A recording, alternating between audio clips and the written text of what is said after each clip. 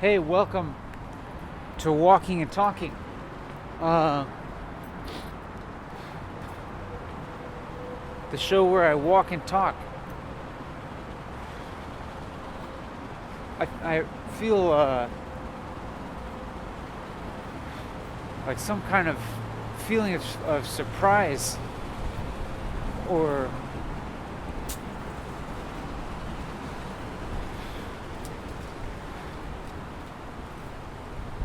I'm having a hard time really saying anything.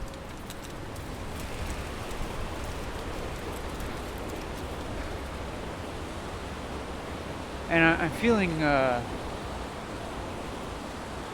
lot of self-consciousness.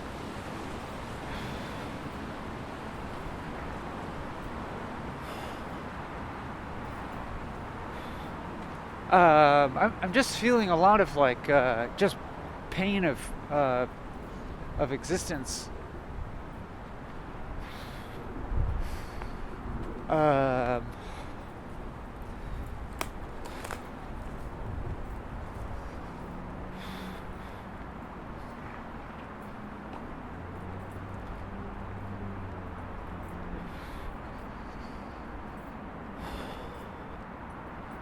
I'm just focusing on my breathing to try and stay calm right now.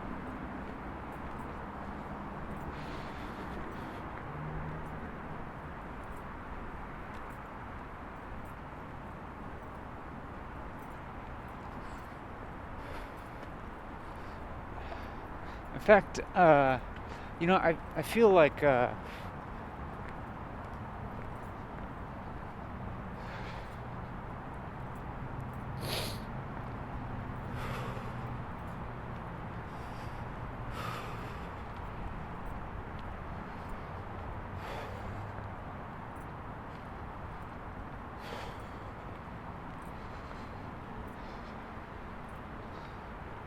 I'm just gonna start running for a little bit. See what that does, because I really feel not all right with existing right now.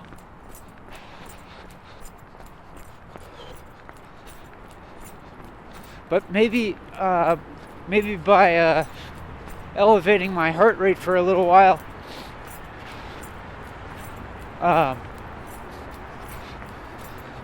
maybe it'll transform whatever excess adrenaline seems to be floating around my system into endorphins. And then maybe I'll be able to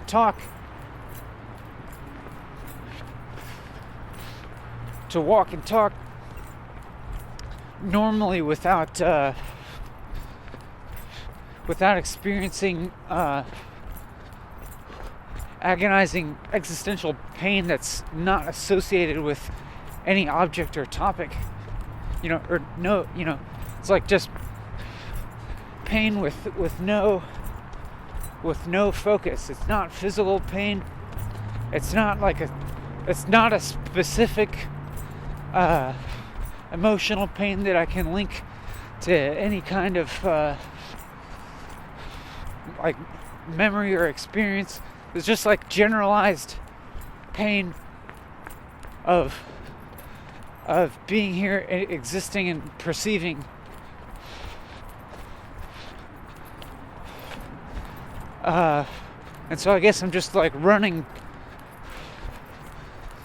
to see if I can get away from that pain, or at least transform the pain, or whatever the hell, say we're not supposed to escape pain, but if I don't, it's the type of pain that just gets worse and worse and just cycles, that sort of thing. But I think if I actually, I'm going to start running a little faster.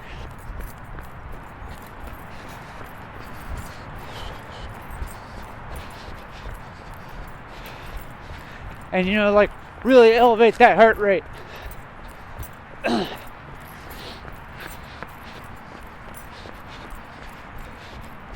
you know?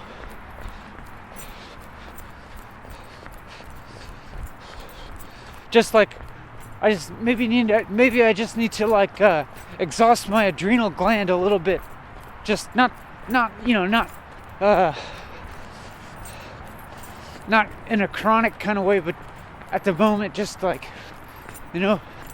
wear out.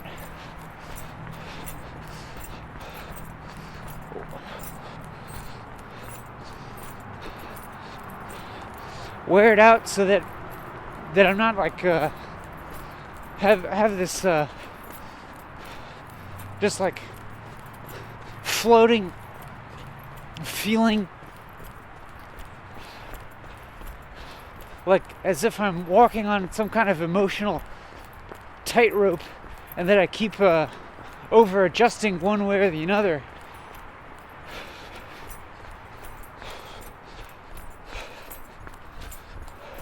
Like the sorts of generally the sorts of feelings and thoughts coming up for whatever reason just make me want to like start breathing really fast and like panicking a little bit. So maybe if I just run, then I'll just be breathing really hard anyways, and eventually I'll get so tired that that sort of thing won't be happening anymore. I'm really sorry about the image of this, because I know it's like probably nauseating to look at the camera bouncing up and down like this. So if you're getting motion sick from watching this video, it might be just a good time to listen to the audio, and I promise I won't like I won't capture anything crucial in the video frame that I don't describe verbally, so you won't be missing anything.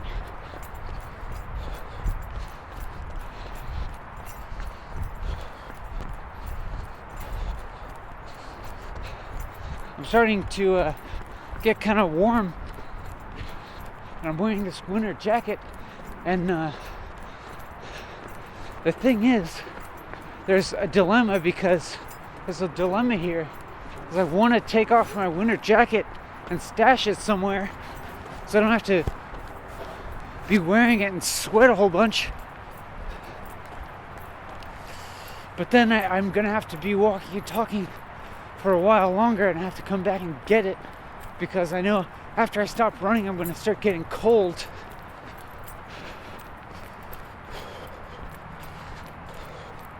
And then I'm gonna want that jacket.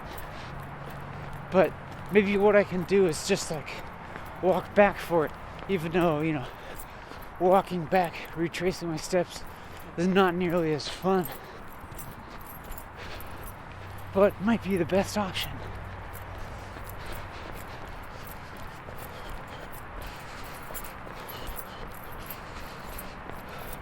I'm gonna run even faster for a moment.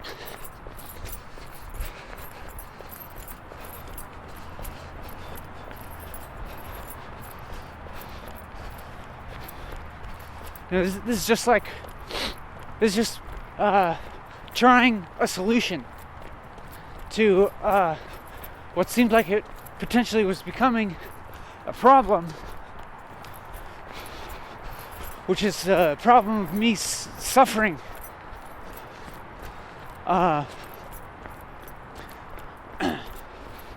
Suffering without any external cause, without anything external that I can fix to end that suffering, except like doing something like covering it up by like getting drunk or like eating a bunch of chocolate and passing out or something. But I really don't want to do either of those things, because they both kind of seem they don't seem appealing to me. I'm gonna look for a place to stash my jacket where nobody will steal it. Maybe I'll put it up here. Hope nobody comes by and steals it.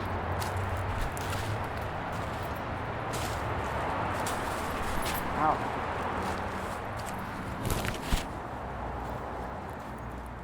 Oh hey, I set you down next to a pretty cool looking schist stone that's full of mica.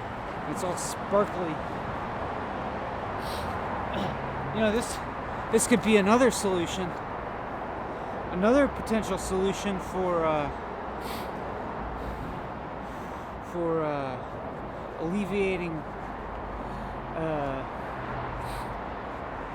just general like existential suffering is just to like distract yourself with shiny objects like this mica, shiny things. They're great. Oh, you know what? Check it out. I don't know if you can focus this much, but oh, sweet.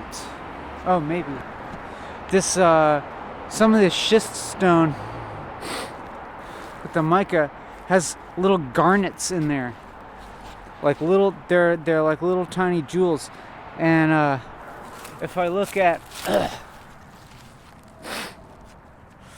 if I'm looking at some of this mica, and most of it's just kind of like clear and reflective,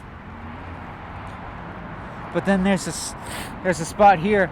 You probably can't see it because I don't know if you can focus that close up.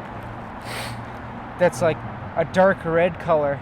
I think that might be a garnet. But then also in here, there's these little like vaguely spherical things that are pretty small. I'm wondering if those might be garnets also. They're not as shiny, they're a little bit dull, so maybe there's something else. But I don't know, I kind of suspect that the dark reddish brown reflective bits in there might be garnets, which is cool. So this is me just demonstrating alternate strategy for temporarily at least alleviating suffering is getting interested in the external world.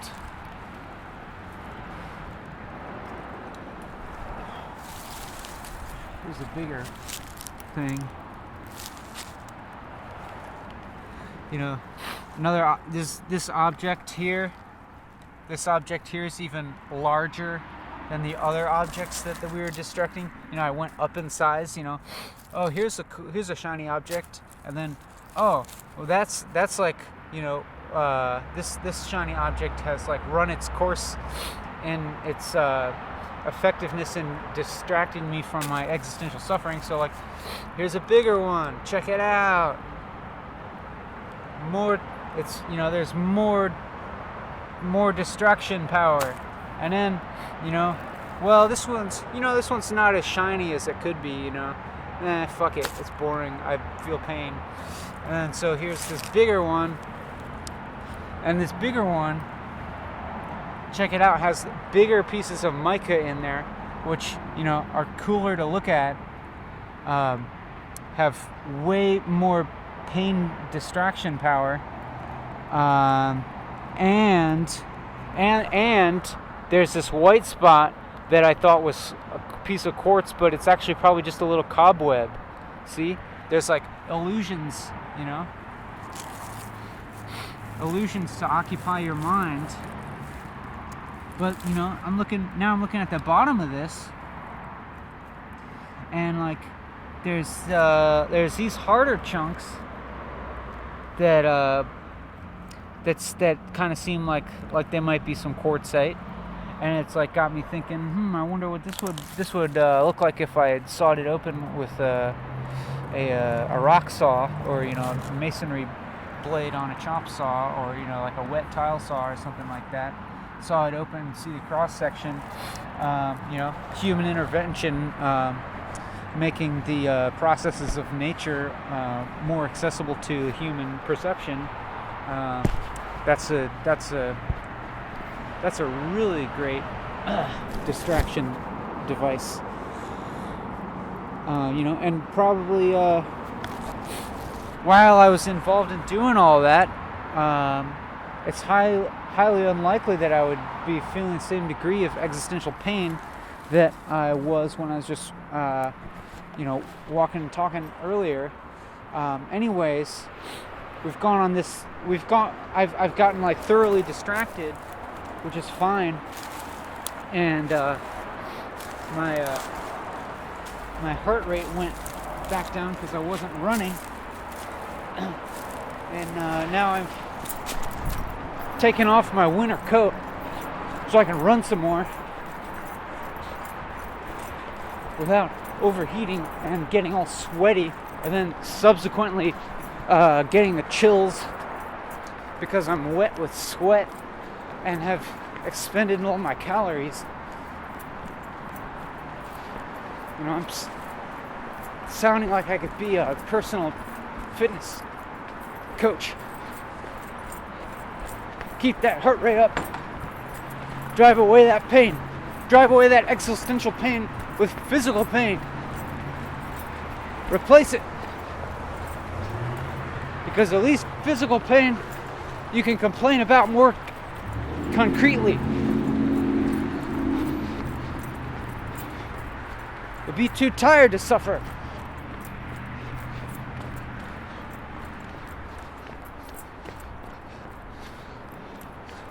More things over there. Lots of icicles hanging off the rocks. Remember what I said? Remember what I said about shiny things? There you go. There you have it. Icicles. Shiny. Distracts you from pain. Boom.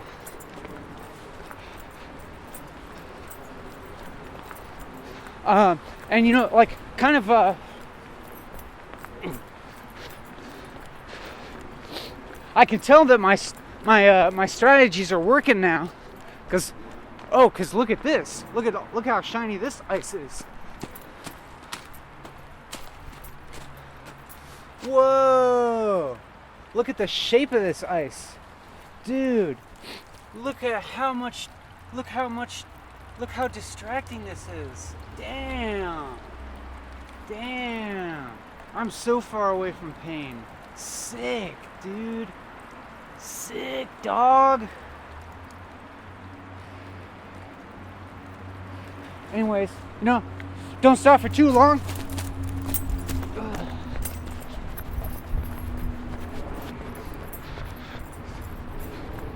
That ice was shaped like, these like kind of amorphous, but like these blob shapes that were like amorphous but had like just enough regularity to them to like insinuate some kind of pattern going on, but at the same time having like very noticeable variance when you try to follow that pattern, which is just the sort of thing that's great for occupying your mind. It's the sort of thing that people would think of as beauty. The sort of thing it's actually might be exactly what beauty is. Look at these suckers. I'm just gonna zoom in. Look at that. Look at those bare twigs. Just coated with ice. We got the natural world colliding with the man-made world,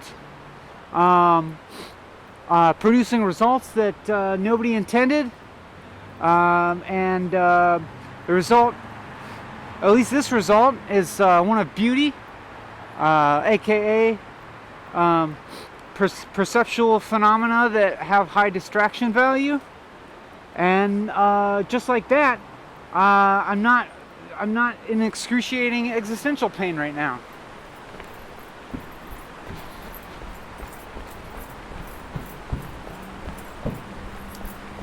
Anyways, I was saying that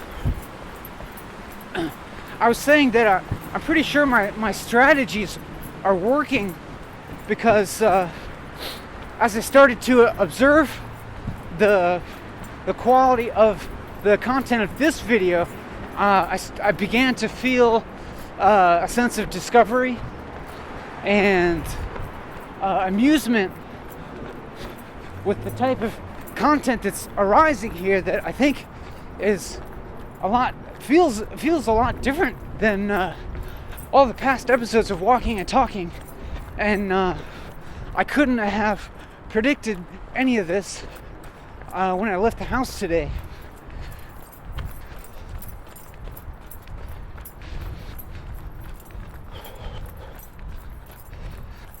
Nonetheless, I have to harken back to those days of like 20 minutes ago when I was like, feeling like I was about to just lose it. And that's a very real feeling. It's at least as real as whatever sense of wonderment that I might be experiencing now.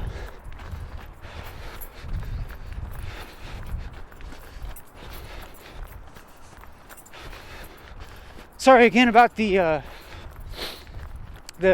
potentially nauseating movement of the video. And I broke my promise of not, capturing any significant things in the video frame. But I think I alerted you to those occurrences, and I'll try to remember to do that every time. And maybe it's probably possible to just gauge from my tone of voice whether I exclaim in surprise about something. If that happens, then maybe it's a good time to check out the video screen and see if there's anything interesting going on. I'm gonna just pick up the pace for a moment here, and don't want to overdo it, because sometimes what happens is you discover a strategy to get rid of your suffering that works for a while, and then you might overdo it or just hang on to it too much, and then it you over adjust in the other direction, and then it you find some new source of suffering that came from what seemed to be your source. That hasn't happened to me yet. For example, maybe I would run so fast and hard that I would injure my knees or something like that, and then I would have a source of, whoa, look at this, dag. Check out this chunk of mica. Look at that. That is a doozy.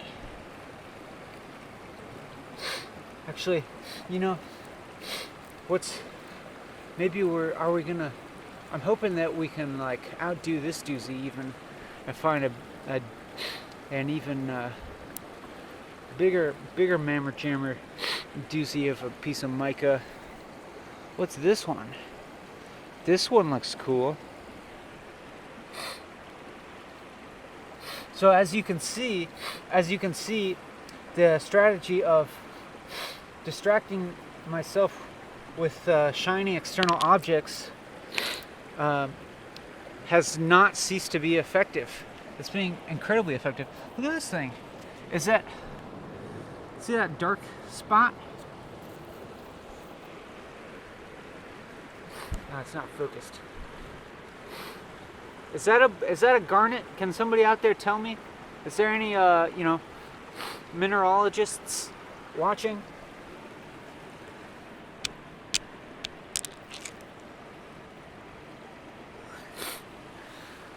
And this rock seems really hard, and like just like a little bit translucent, and it's kind of reddish.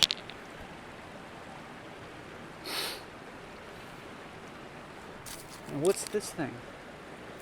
Man, just like all kinds of sparkly rocks around here. But yeah, anyhow, I was saying, you know,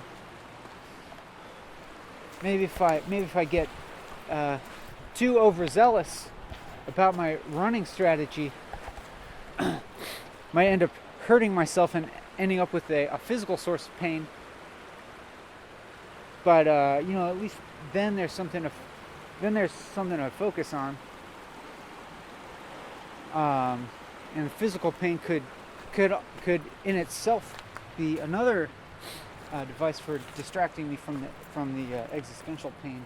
And just by existential pain, I just mean like the feeling of hating being alive, but having no particular reason.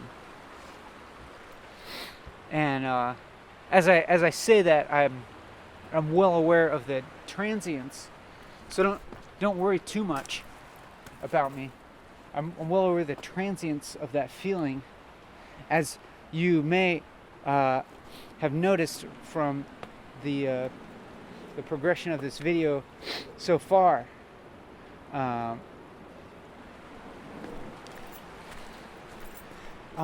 know, like my eyes are, my whole visual field feels really rich at the moment, just with all these rocks.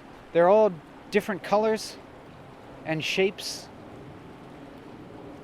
and they're just like, they're laying here in some kind of configuration that's like, there's enough similarity there to relate them all together as some kind of whole, but then within in as much as they're similar to each other, they're also that at least that much different.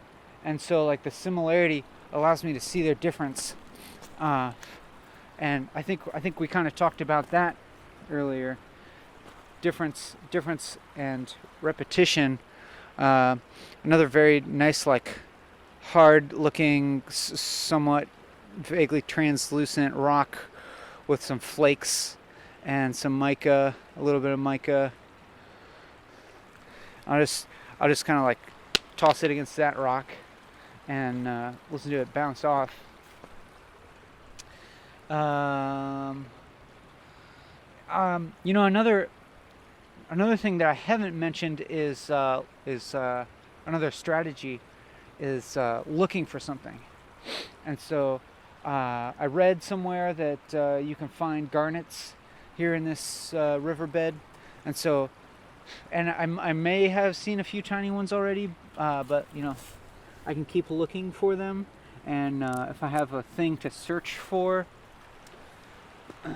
that's a good just kind of distraction. Just, you know, a projected object of desire projected into the future. It's always a good one. Yeah, and it's in fact a really popular. Like what the hell is this thing? Is this like a piece of concrete? Is it natural or is it man-made? And I'm just putting up a single scare quote there, just to kind of undermine that dichotomy that I posited. Lots of clamshells. I feel like just now I had a slight upwelling of confidence in this video, which is, you know, precisely the opposite of the types of upwellings that I was having just a few minutes ago. This is a big ass piece of quartzite, I think. That is sick, dude. Sick. Damn. What I wouldn't love to have a rock saw that could make slices of this thing. That would be sweet. And this, look at this, what the hell? This thing has like these lines in it.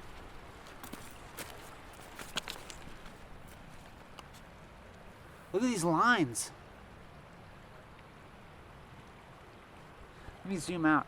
Sorry, I'm terribly sorry I've been so zoomed in. The camera image must have been shaking to the extent that you're maybe already vomiting or like going for the Dramamine.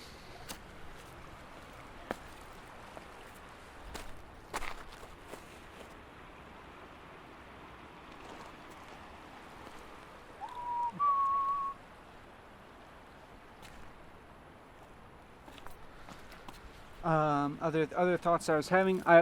You may have heard me like do this very brief idly whistling. Holding another shiny thing in the camera now. Shiny thing. And then I stopped myself from whistling. And then I had a very unsolicited thought about helping people. Where I was like, check out this other shiny thing. It's the same type of shiny thing that the last one was, but it's bigger. Boom. Difference and repetition. Bam. And now another one that's the same kind and the same size but a different color. Bingo. Difference in repetition. You know what I'm saying? See, I'm continuing to see rocks. They continue to be shiny, but in different qualities and different shapes and different sizes. And as I kind of walk this way down this stream bed, they seems like there's a higher concentration of larger rocks over this way. Where's the garnets at, though? Maybe it's good that I haven't discovered the motherlode of garnets yet, because I can continue to use that as a object of desire to distract myself from you know what. What's in here? What are these things? Oh, snap. This might be something. There's some shiny red things here. There's shiny red things. There's one there. There's one there. There's one there. If I scratch them, they get a little shinier. Get them a little wet.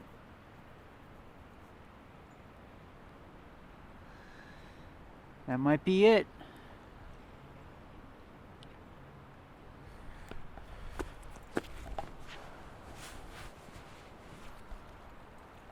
I had a thought about hugging the camera.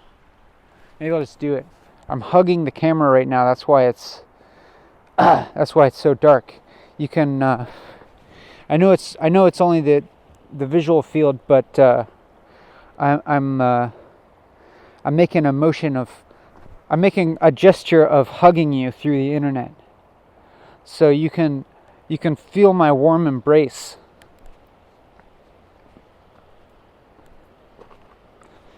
I'll show you what I'm walking. I'm walking here, but you can just, damn cool ice. I'll show you the ice in a second, but it's dark for you, but that's because you're just nestling your face against my chest, in my comforting embrace, and I'm shielding you against all existential pain in the world, and feeling. I'm feeling like. What is it like? I'm feeling like a motherly protectiveness over you, and I'm exerting it, at least psychically, But now, check out this ice. Whoa! Oh, look at those shiny geometric patterns.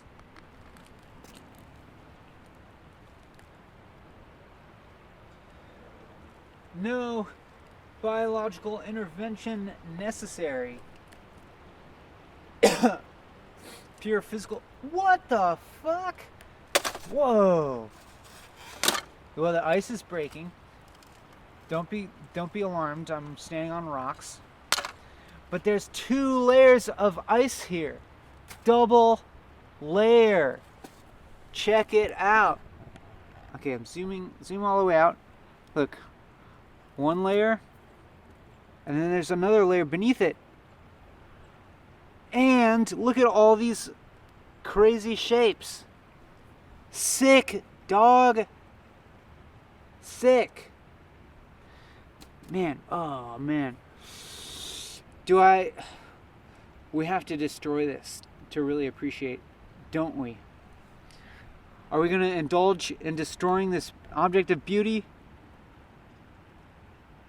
We have to. It's like consuming it. You know, it's going to melt anyways. Do we have to consume the beauty by destroying it? I think I'm going to do it. I know you want me to. I can tell. Ready?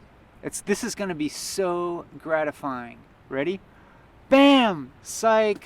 I didn't break it. I just had to trick you. Okay, I'm going to do it for real now. I'm not playing.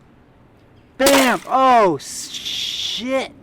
That was satisfying. Look at it! Look at it! Look at it! Throw it in the water! Where'd it go? I see it under the water. The ice like sunk. That's not supposed to happen. It's a conspiracy.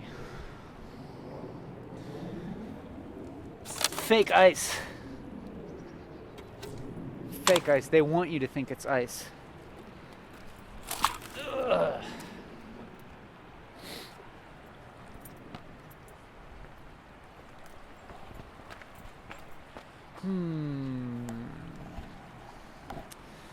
Maybe, I wonder if, damn, cool ass rocks.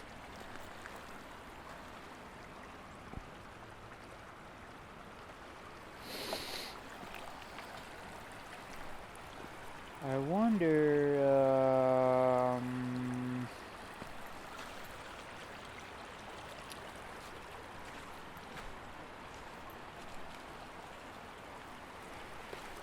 what the hell is this? Look at it. Look at the crazy shapes in this thing. It's like, can you see this like zigzag thing going on? I don't know if you can see that, but there's like a zigzag pattern in this rock. And it's crazy. It's not man-made because I see all the mica in it. That's cool. Sorry for that little like fake voice I did there. I was thinking about doing it and I thought it might be funny, and then I did it and it felt weird. It's some broken pottery. Okay.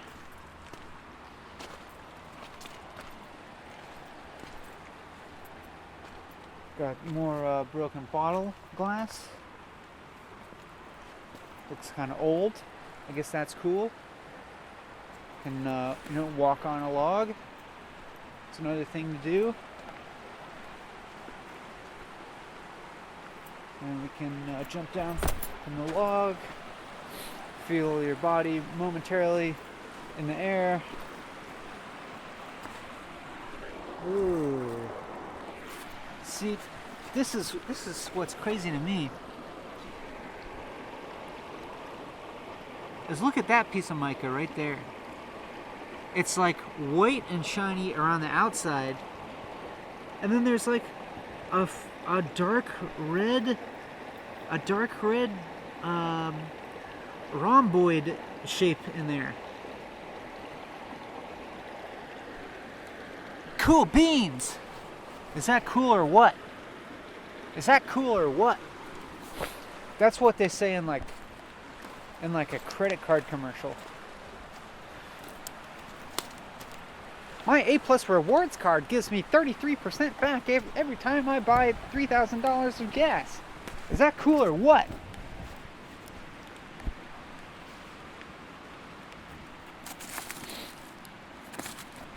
Just so if you ever hear "is that cool or what" in a commercial, in a TV commercial or radio commercial, give me a shout and let me know.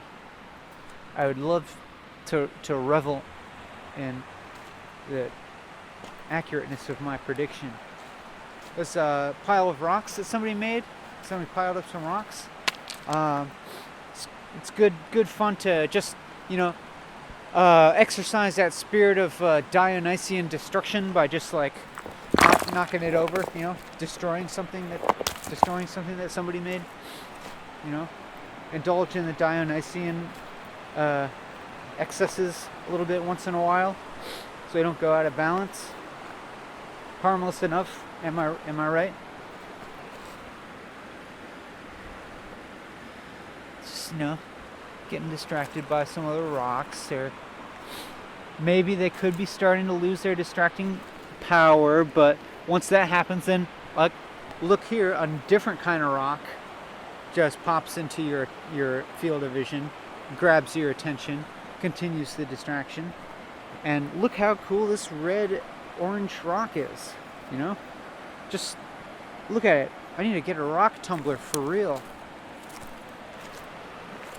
Make these things way more distracting.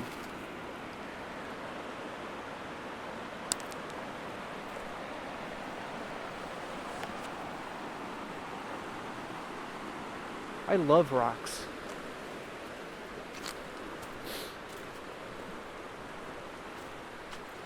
They're like the ultimate external object. Check it out. We got some wood ear fungus here. You can cook this thing up and eat it if you want. Put it in soup. They sell it in some Asian restaurants. We got a mushroom here. These little guys that are either enoke / velvet foot delicacy, or also quite possibly deadly gallerina, which its name is quite accurate.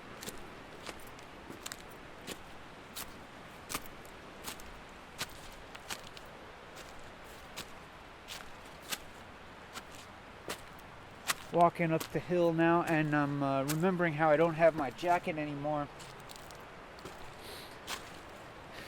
I don't have my winter jacket, so it might be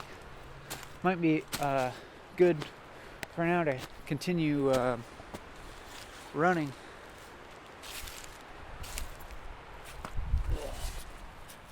Crouching through this fence post and finding another sparkly thing in the process.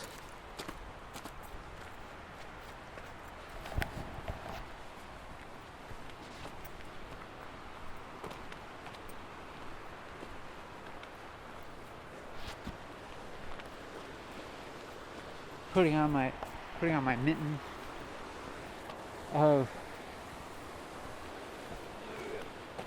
I'm wearing one mitten and one glove because that's how I roll.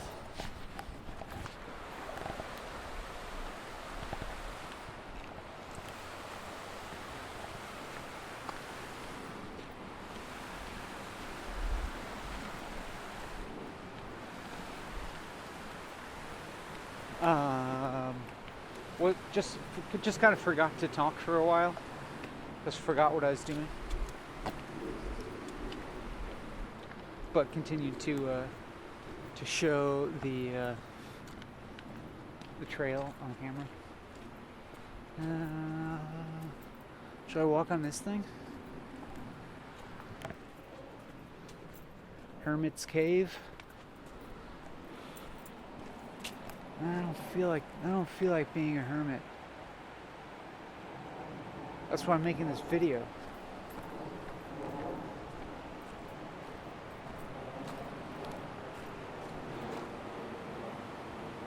There's a bridge. I'm pointing the camera at a bridge.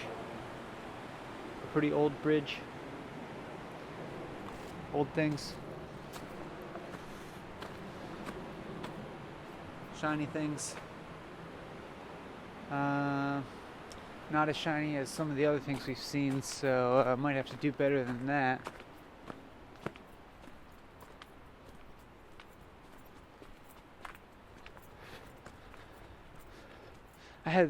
Oh, here we go. Now we're talking. It's like a wall of stalactites. Look at these amazing specimens of stalactites. What are they made of? Oh, I think it might be H2O crystals.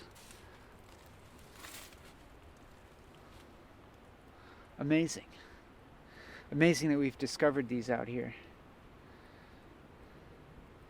Rich stalactite formations. It's taken hundreds of millions of seconds to form.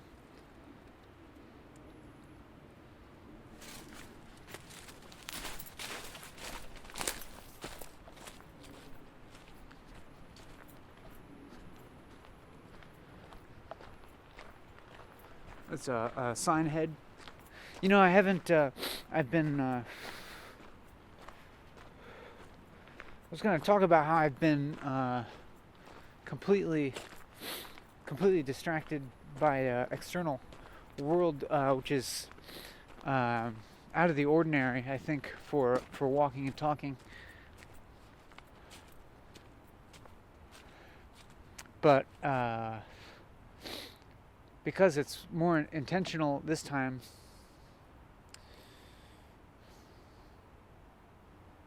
I don't know. Maybe I can figure out a way to say that. Actually, we're taking an inner voyage. It just looks outer. We're taking an inner voyage of observing our own perception through the through close observation of the world, or something like that. Maybe I can find a way to make it sound more convincing.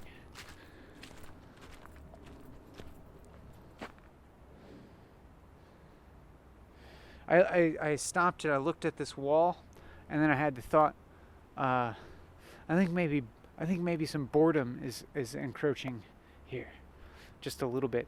A little bit of boredom is like trying to get its foot in the door.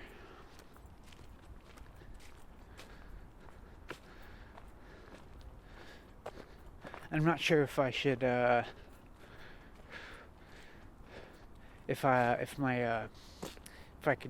should just continue my strategy of running.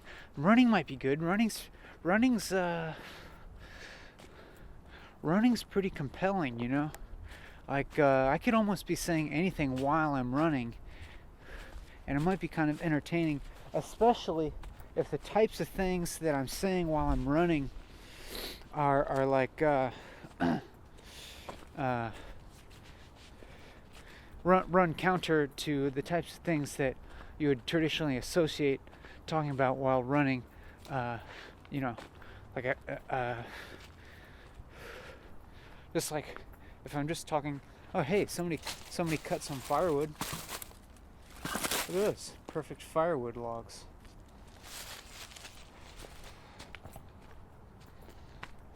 Let's try it out. Let's try out this. I'm running again. So I apologize if the video becomes nauseating. Trail closed. Hazardous work zone ahead. Should we do it? Of course.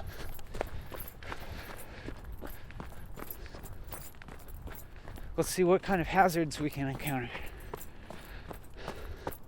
Anyways, this is when the video gets a little bit more nauseating. So if you've got your Dramamine handy, just gulp some down. If not, maybe take a step back. Or if you're just naturally immune to motion sickness, then keep your eyes glued to the screen. Oh look, this looks as if it could be a hazard. Whoa, whoa, running around the log. Whoa, hazards. Anyways, I'm not doing what I was talking about doing, which was talking about heady things about the furthest reaches of our consciousness and expanded mind states and stuff like that while running. So let's see if we can get into let's see if we can get into an amusingly psychedelic mind state while being exposed to, look at this fucking red rock, holy shit.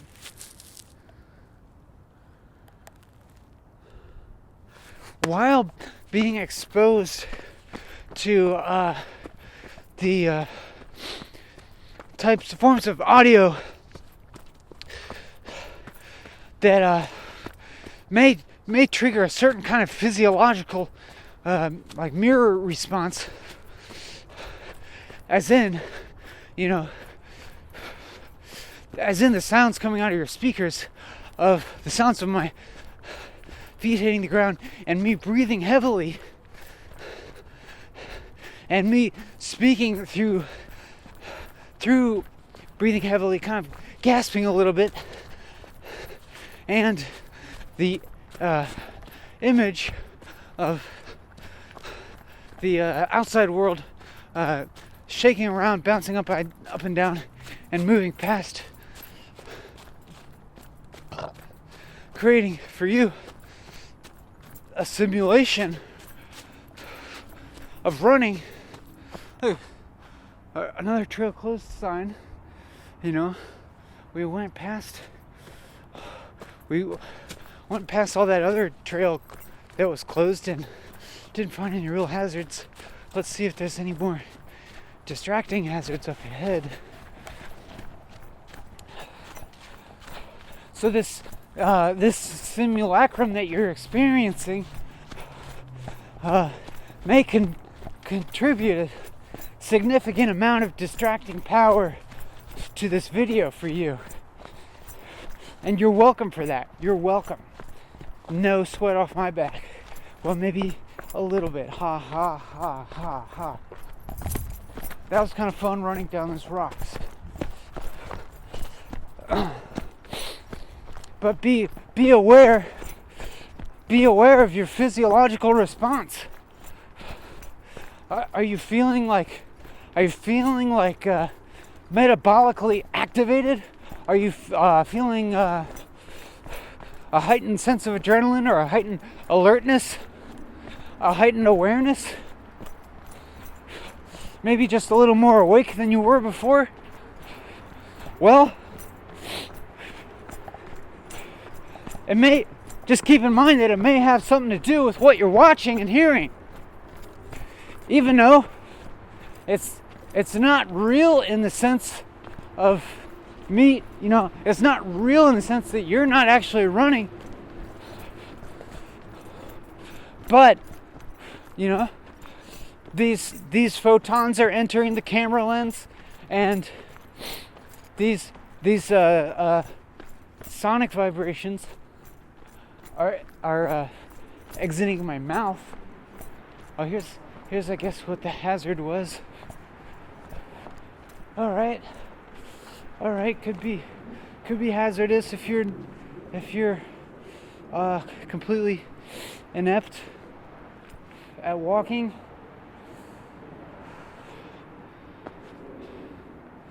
You know, well, see, there's excavation here. You know, excavation, you know what that means is certain things could be revealed that have been in the ground for a long time that we don't ordinarily get to see. Let's go ahead and see what distracting objects we might encounter. What's this, a dog turd? Still not sure. Oh, cool. Pink chalk line. See that pink line? Pink chalk line? Or is it just a pink string? Just pink string. But then along next to it is a bright pink spray paint line. You know, I'm not gonna intentionally like sabotage anything. And here's a hole filled with what do they call these rocks? Rip rocks or something like that. Riprack. It's some kind of word for this, like this size of crushed rock that they dump in drainage areas near you. Whoa! I see something cool up here. So keep in mind that that your eardrums are vibrating in a certain way. What the hell? What are these guys doing? And I'm assuming they're guys, okay? Just assuming that they're probably guys. Somebody's carving an alligator out of a log. See the alligator? Or something like it. Okay. I'm not very impressed, actually. Maybe it's because the nature of the spirit of competition in me that I need to degrade other people's attempts at creativity. Your eardrums. You know, actually, you're having this experience right now. We're still recording? Yeah, we're still recording. You're having this experience right now of having thoughts, and the thoughts may be triggering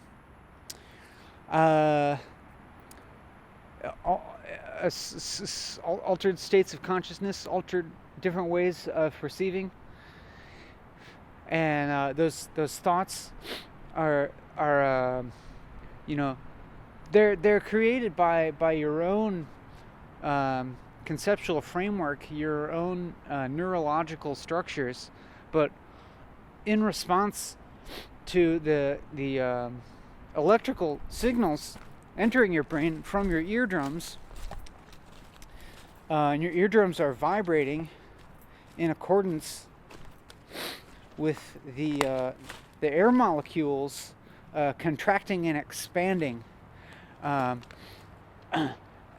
in certain rates that are perceptible to us. You know, when the air molecules contract and expand at a regular rate, it produces what we perceive as a pitch. And within those pitches, you know, within the variation of those pitches is encoded certain syntactical, well, not exactly syntactical, but like emotional and symbolic meaning, and it's not only the pitches, but it's also the timbre that another component of the same sound, and the patterns of timbre are also recognizable, and have encoded meaning, and so the air molecules are moving this way because the speaker. Here's a distracting object for you, a pair of sunglasses. Seems like the variety of sunglasses that could perhaps be sported by a landscape maintenance technician or excavation engineer. Or perhaps even a bridge engineer's foreman assistant.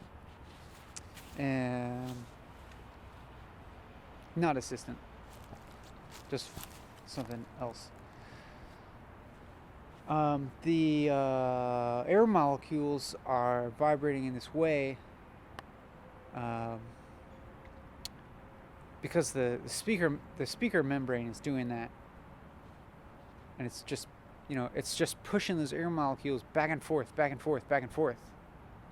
in different frequencies, and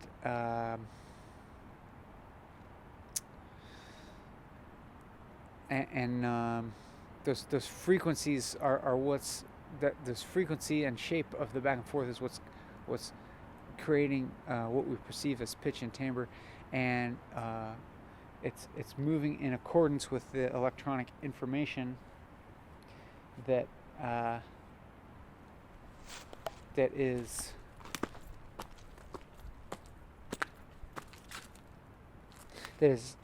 being sent to your computer through the internet. Which, what the hell? Sweet! I found like the mother of all distracting objects. It's a marble.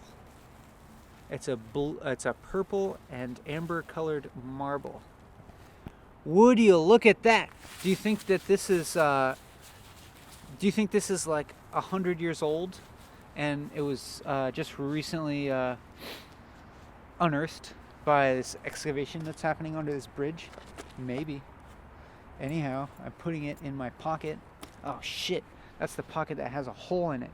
There's a hole right down my pocket, and the marble just slipped right through it. And now it's like in here. I'm showing you. The marble is in my pants against my leg, and I'm just kind of like working it back up to the pocket area. I'm gonna attempt to rescue it because I'm afraid that if it drops down, it's gonna. I wonder if my distraction technique has gone too far. Maybe I've become so distracted that we're losing focus here. We're losing focus on observing our own perception, and getting lost in just the kind of barrage of stimuli, like that marble, for instance. Well, I guess this is my attempt to kind of bring it back to stay on track and remind us all what we're here for, which is to I guess in the immediate sense, temporarily heighten our awareness to a form of consciousness in which we are able to perceive more of reality than we would otherwise be able to perceive were we not participating in this video experience.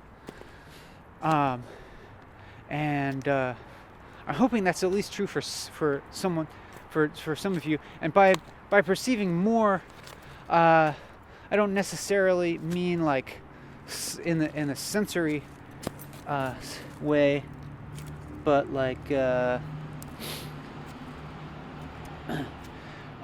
maybe like just expanding ourselves for a moment outside of the what they call the contracted self, who perceives strongly self and other, and feels suffering due to the pressure to maintain. Ooh, look at that greenish rock. It's green and pink. Sick, dog. Sick. Feels existential pain. Like, look at this green rock. What the fuck? Is this like jade? Is this a piece of jade? Jadeite? Is this jadeite? Somebody tell me. It's sparkly green rock. Is it serpentine? If you know a mineralogist, please have them watch this video. Anyways, we're going to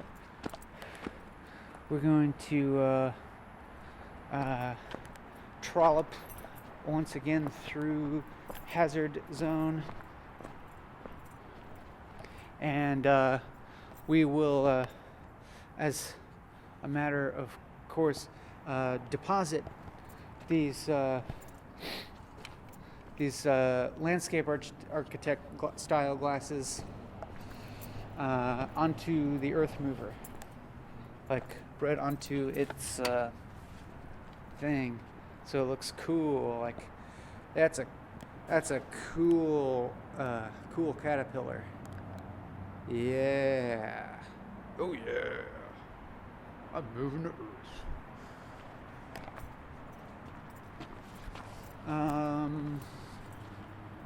Whoa. Oh, never mind. It's just an orange peel. But that's kind of a fun illusion. Like, I look at this weird orange blob and I'm like, what the fuck is that blobby thing? And then I realize it's just a clementine peel.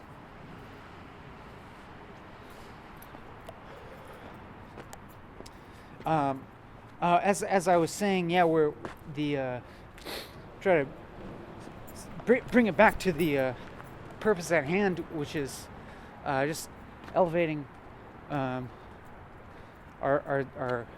conscious, our like state of awareness or whatever, to one where we're not feeling suffering,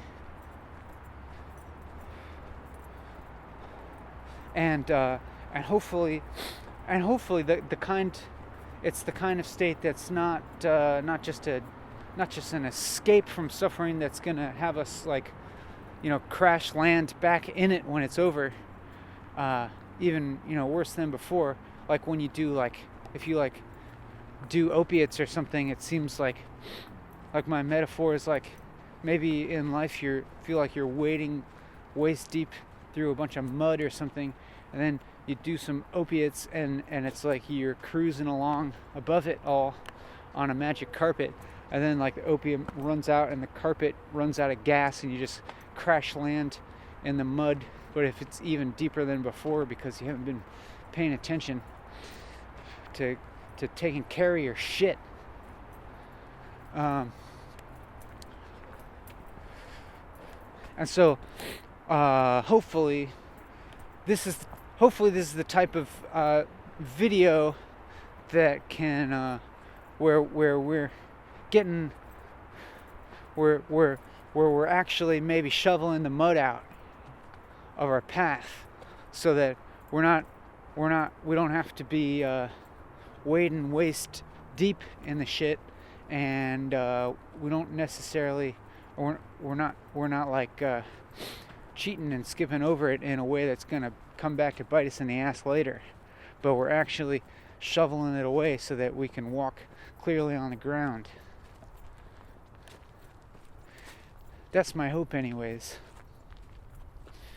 Kind of feeling an urge to run again. Why not? Well, going up a hill, just run up this hill that was, I remember having a lot of fun running down this part.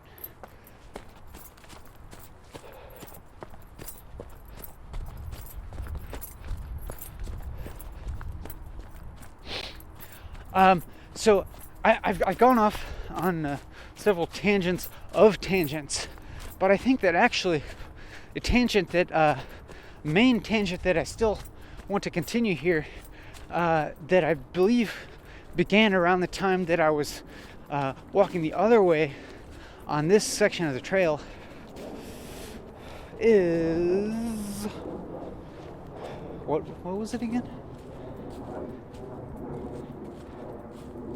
Oh yeah, it was like you know,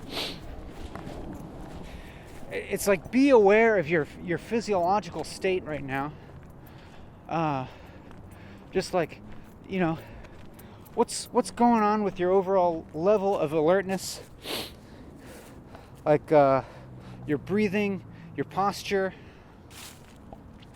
Are you feeling tense? Is there tension in your body? Just notice it. And then as you notice that, do you, like, if you discover any tension, are you relaxing it? Or and also just, but what's more importantly, how is your physiological state being affected by watching this video?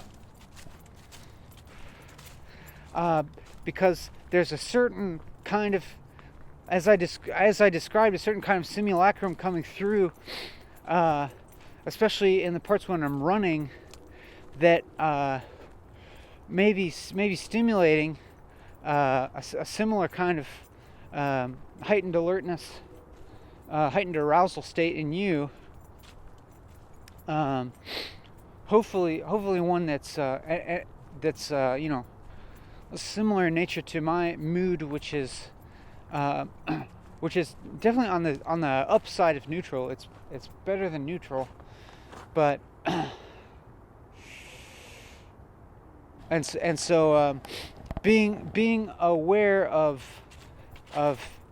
that, I think is important, so that you can kind of observe your own perception accurately, without it being overly colored by the stimuli that you're experiencing.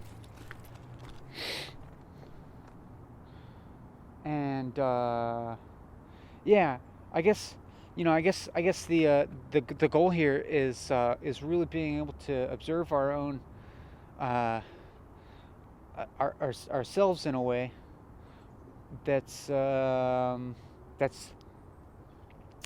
where maybe we can even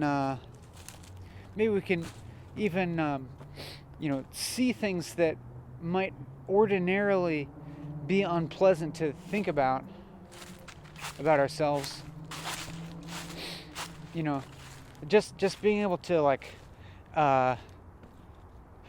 just like clearly like comprehend the reality of our lives, and the reality of what it's like to exist here and be a being,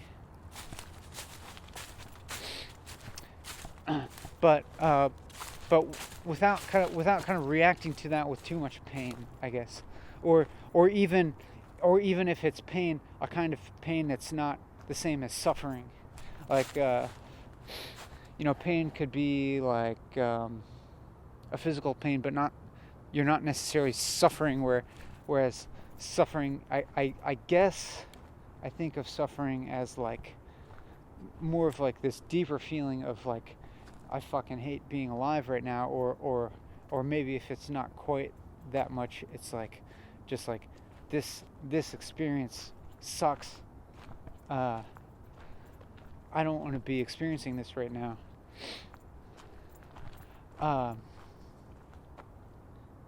And so maybe, you know, it's like with running, which I'm probably going to resume. I keep looking at these rocks while I'm talking to you. I'm so obsessed with rocks all of a sudden.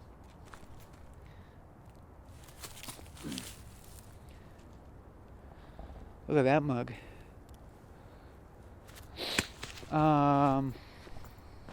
Whoa, no, I mean, actually look at this mug. Look at that red rock. Maybe there's iron in there. Looks like iron. There's some kind of...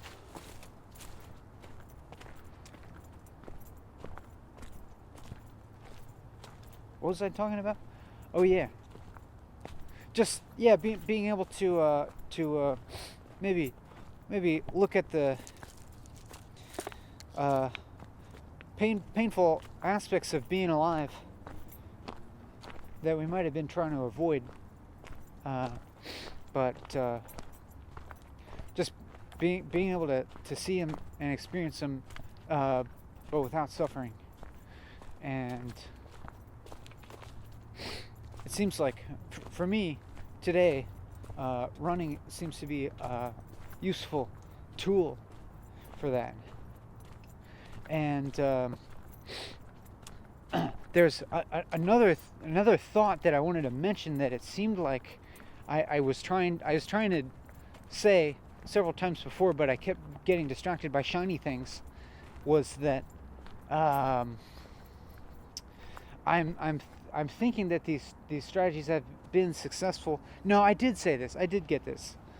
I'm just repeating that it seems like these strategies are successful, and I'm gauging that on the level of interest that I'm having in this video. But just as I'm saying that, I'm starting to think about previous points in this video where that feeling of discovery was actually stronger, because I may have now rested a little bit. I may have started to rest and get a little comfortable with my distraction strategies. I'm trying to pull this rock out, and thus maybe kind of let the fracture of reality kind of like scab over a little bit, so that it's a little more smooth and balmy, but not quite as exciting, not quite as vividly surprising and exciting as it was when I had just freshly discovered an avenue out of existential suffering. You know what I'm saying? Like maybe I should go ahead. No, I don't know if that makes sense. I was gonna say maybe I should go ahead and just like allow myself to drift back into existential suffering, if indeed that's a thing that I can now induce willingly, just so that I can then try and get myself out of the mess again, in order to repeat this process of seeing the world anew again. Here's a piece of wood.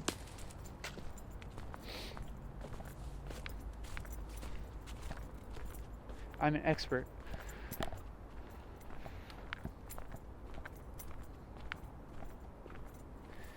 But maybe it's not actually worth it. Maybe is that temporary feeling of vitality? Is it worth going through another bout of suffering? Well, it's like I don't think that has a real answer. I don't think that has a definite answer, because if you're familiar with walking and talking at all, you know how I feel about emotional topographies. See earlier videos.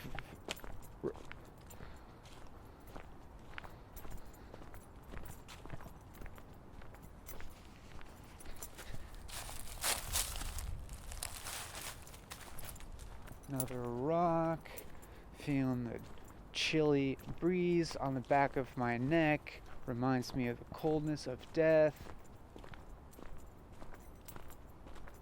Reminds me of how everything's dormant and dead in the winter. You know, kind of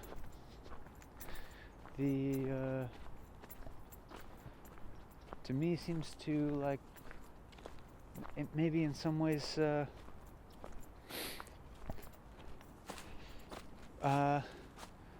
be a correlate of existential suffering, being in a dark hole. All these rocks look kind of greenish, but not necessarily. It's maybe a correlate, but not necessarily it doesn't necessarily correlate with my feeling of those things. That is like I'm not necessarily depressed in the winter, happy in the summer. It can they don't always line up.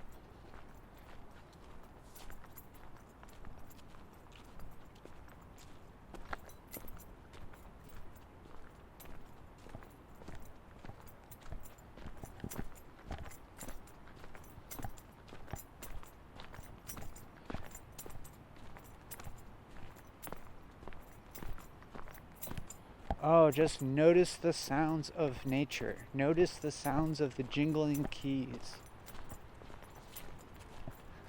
And let yourself be at one with them. Let yourself be transformed at perfect peace and deriving power from the healing sounds of nature.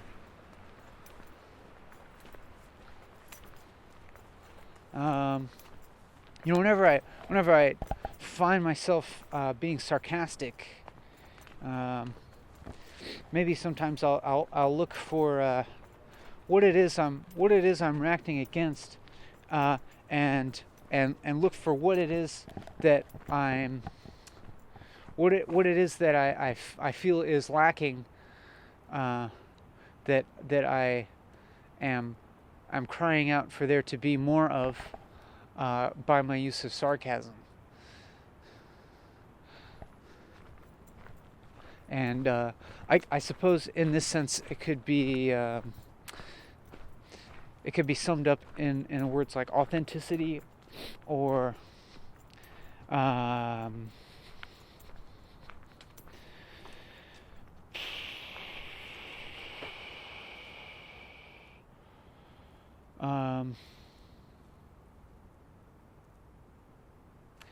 I think it's that I don't believe that what we view as nature is the crown jewel of spirituality. It's not the I don't think of it as the perfect state that we must merge with. That meaning, like, nature as viewed as a separate thing than the human influenced world.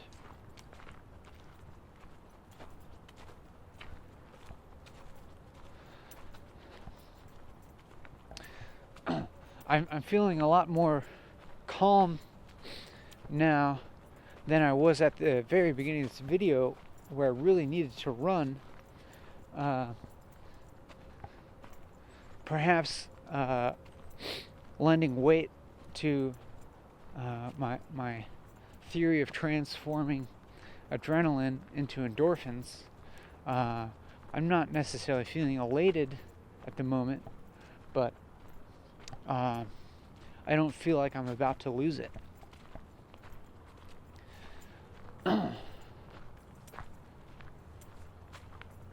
And considering the thought of running again, but it feels like it feels a little more daunting to run, like I'll have to expend a little more energy or something. I'm just kind of like chilling and walking at the moment. Walking and chilling. Chilling and talking. Talking and chilling.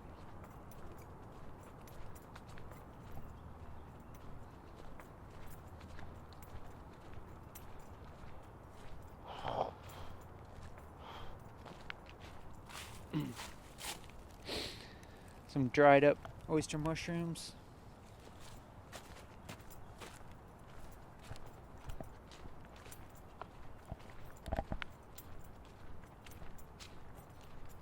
It's the thing is I think it's important to find ways of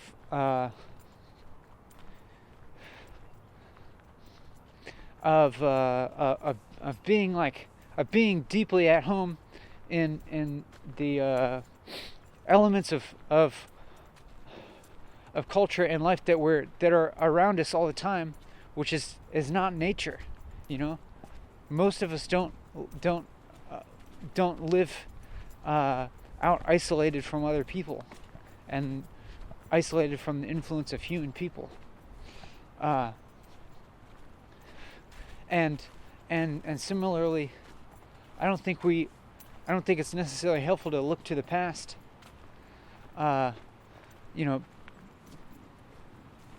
Cultural relics from the past, or imagine previous cultures and societies as being more pure, and that those are the ways we need to return to in order to be happy,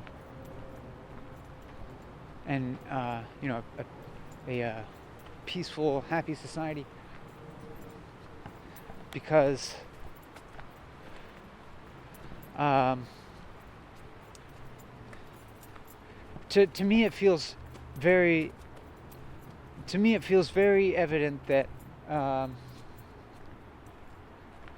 the way that things change, they don't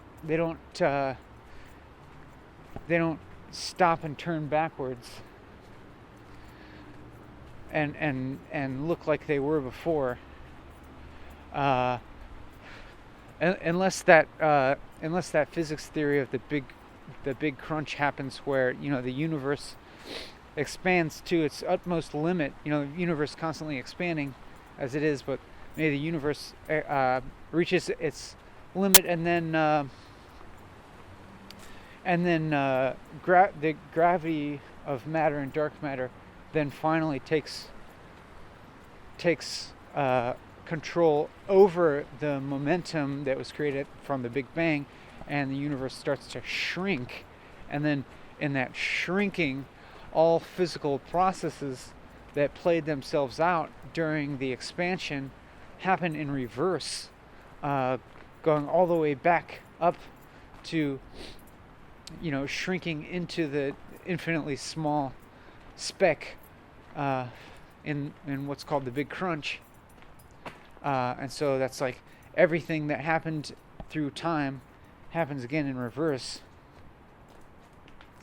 That's a fun concept to think about, everything going backwards. But I guess I'm finding myself becoming a little bit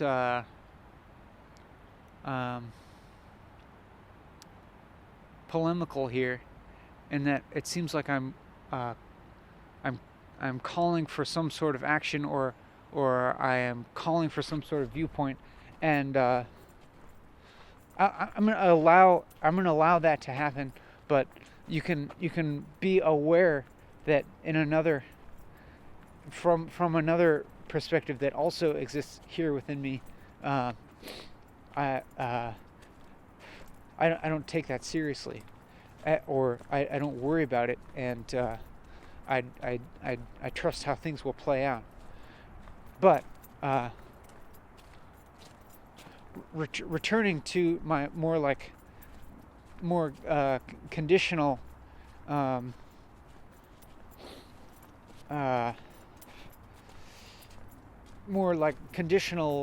truncated view of reality for a moment. I sometimes react against nature mysticism because um,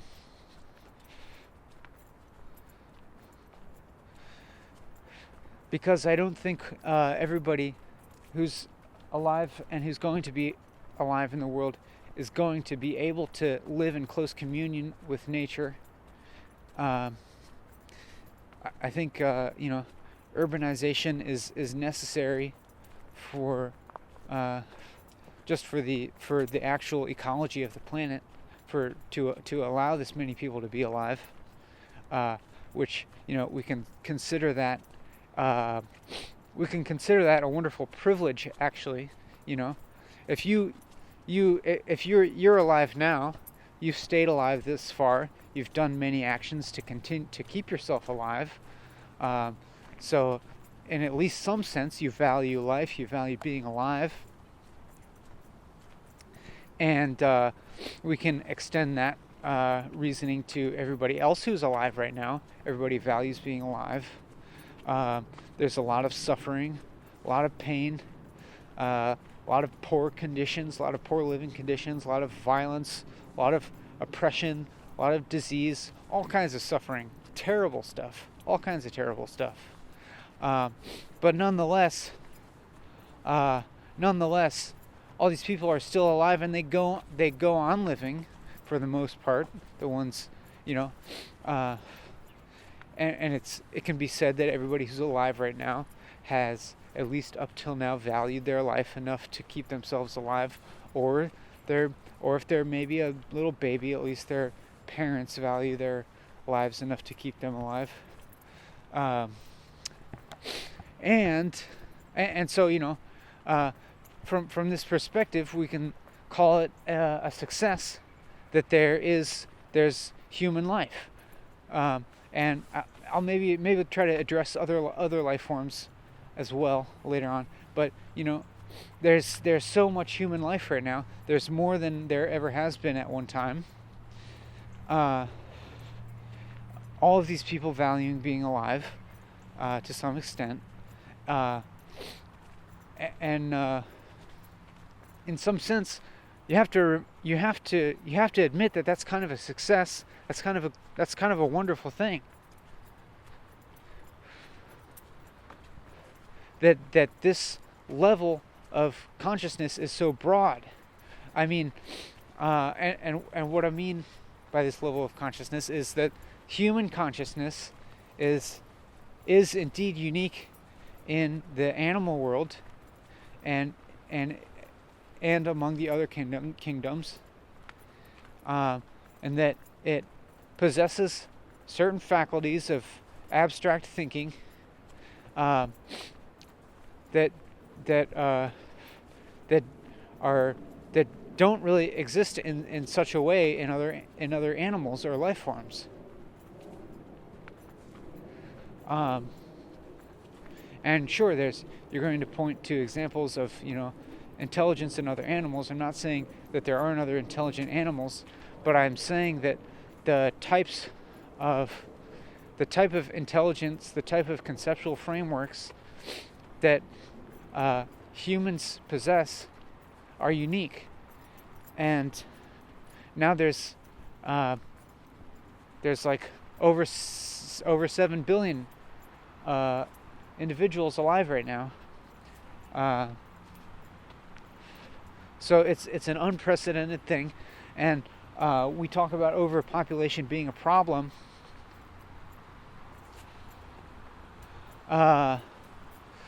Because of how it threatens the ecosystem on the planet, and yeah, that is a problem.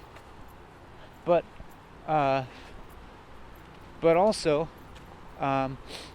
when we have this problem, we by considering that a problem, when we consider that a problem, it's hidden in that problem is a value. It implies that we have a value of life existing and continuing.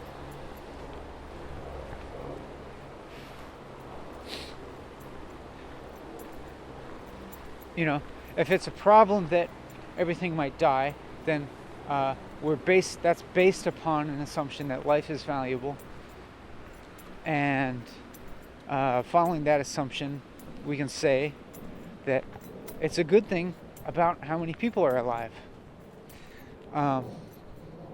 and we could celebrate that, while at the same time we work really hard to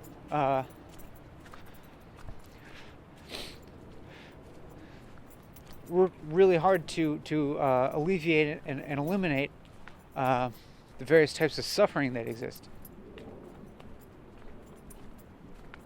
Because from another perspective,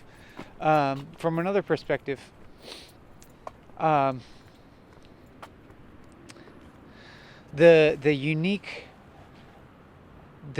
facilities that humans possess, conceptual facilities, can also be a source of intense suffering that is unique to humans.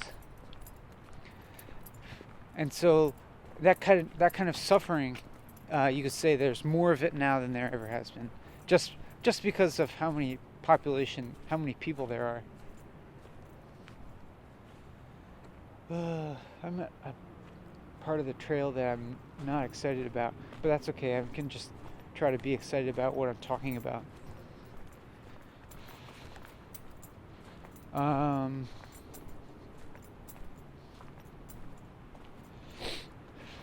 This I feel like this was a tangent from something else. What did this branch off of, this topic? About being alive.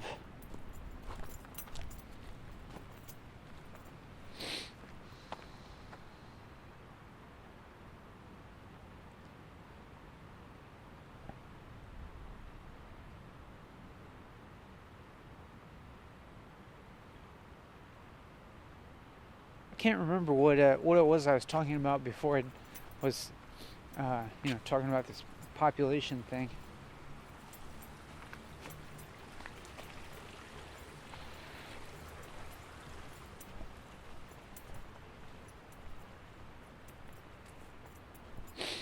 I don't know. I guess I better let it go and just kind of figure out what I'm going to talk about now. Man, I haven't really been doing this for very long here. I'm looking at the clock, and it's only like an hour and 38 minutes I've been talking out here.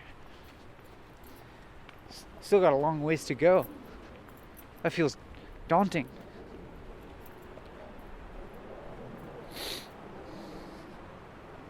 I feel like I could just end it now and be okay. But, I'm not going to. There's obviously more important concerns to be addressed.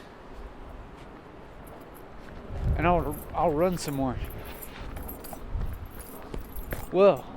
See, every time I start running, I see a cool rock. This one's not that cool. It's just has some green algae on it.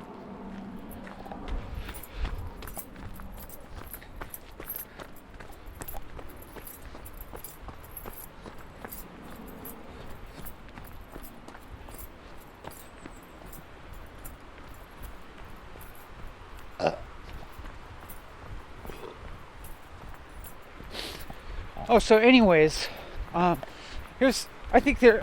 figured out an important thing to return to and continue on. If the goal of this video is to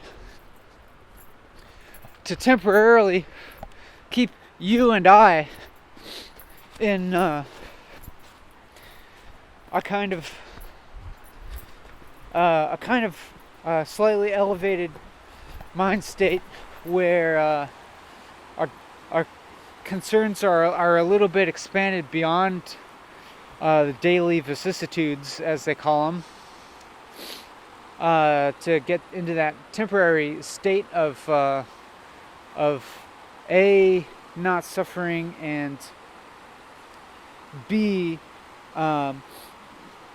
being able to think about think about existence in a broader way than our usual contracted self, then the purpose of inducing this temporary state is to hopefully lead towards kind of development of various aspects of ourselves, towards living, towards integrating these realizations into our like daily lives and practices, and towards living in a way more constantly, that's more where we're more frequently and for more duration able to perceive and think, or maybe just experience or something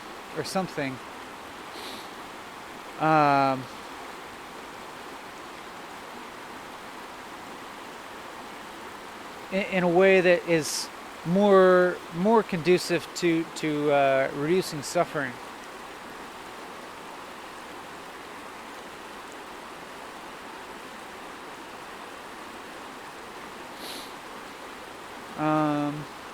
I know that sounds to me a little bit unconvincing, because maybe I could be a charlatan here. I'm trying to kind of assess my own mind state right now, and see if it's actually true, the claims I'm making, and I think it is kind of true. It's like at this moment, I can look back upon a lot of my life, all these difficulties that I've had, and or happy moments, hard things and good things, or whatever, and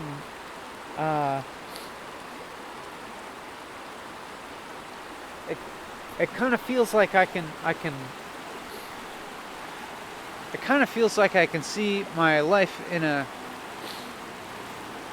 from a slightly elevated perspective right now, or something like that. I don't know. I might be full of shit.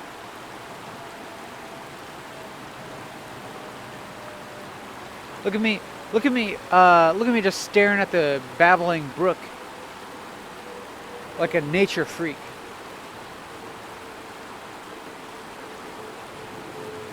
And here I was talking all this shit about nature mysticism. Well, let's put it all in perfectly rational terms and say that as humans, we've evolved for many years in close contact with nature, and thus maybe our brain structures are genetically predisposed towards hearing these types of sounds and seeing these types of sights, and thus they have a soothing effect on us, allowing us to think a little bit more clearly. No nature mysticism there, just pure reasoning. But in another, I could probably actually get a little deeper with that.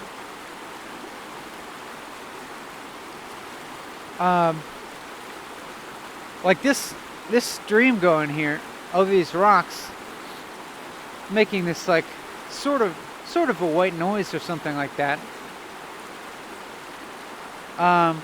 It relates to the difference in repetition that I was talking about before. But interestingly, it manifests itself in a dimension that's relatively static in the spatial dimensions, but with the repetition and difference occurring in the temporal dimension, by which I mean, when you look at this like little ripple of water there, I'm not seeing like it's not that I'm observing a big pattern happening spatially here. Like I'm not seeing repeated ripples of water here, or at least there are, but that's not what I'm looking at. I'm just looking at this one ripple of water, and it's maintaining enough of its identity that I can identify it as a ripple of water, even though it's changing every moment. But it's like, it changes into something that's similar enough. This is a fucking Zen cliche, and so I feel stupid talking about this, but I feel stupid I feel also stupid for trying to put on this display of how versed I am in Zen parables, that I can exhibit my jadedness in relation to this what I term a cliche coming up. So I feel embarrassed of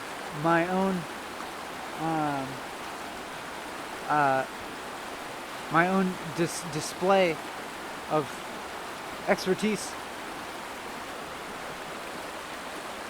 But of course, we've been sitting here this whole time looking at what we can identify as one ripple of water, yet the water has been changing the whole time. But we see it changing too, so it's like there's repetition in that it maintains a continuity that we can identify, but there's also lots of variation within that continuity. So there's that thing that I'm calling beauty there, and the same process, the exact same processes, and the exact same the exact same energetic and material processes taking place here that are contributing to this visual phenomenon are also creating an aural phenomenon in the sounds that we hear, which are in another type of difference and repetition. We can identify here enough continuity in the sound to say, like, this sound of the babbling brook has been continuing for a long time, and we've been listening to it. But every little infinitely small millisecond that goes by of our eardrums vibrating is different in shape every time. So there's all this variance in here, and all that constant variance. We're able to kind of contract that in time to identify sameness, and so like it seems like the difference and the sameness are not different from each other, or they're this kind of the same as each other. Or like difference isn't the same as sameness, and sameness isn't the same as difference, but also difference isn't different than sameness, and sameness isn't different than difference.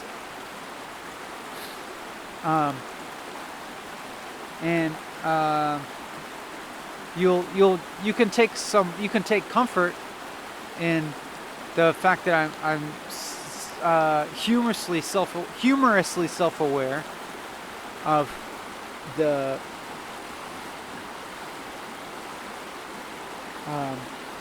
nonsensical nature of what I just said, and which I noticed as I was saying it, but just kind of let it come out of my mouth anyways, watching with amusement. What was I talking about before? What was I talking about before I was talking about this stream?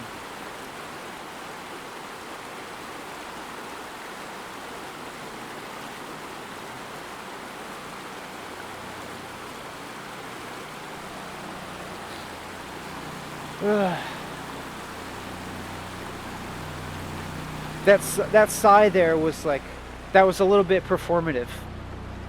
It was a little bit of a performative sigh. I'm performing a character here. I'm performing a little bit of a character.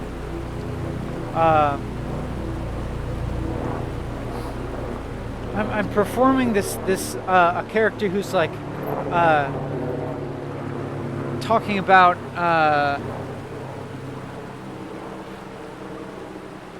things that seem to relate to the nature of our own consciousness and subjectivity and Zen and time, the nature of time and the nature of beauty, and yeah, saying things that I'm like kind of I'm not. Look at this thing. That sounded cool. That sounds cool. I'm gonna do all of this. This is Japanese knotweed stalks, I think. Yeah, I'm pretty sure. Invasive species, as they say. But as we've just discovered, makes really cool sounds when you break it open.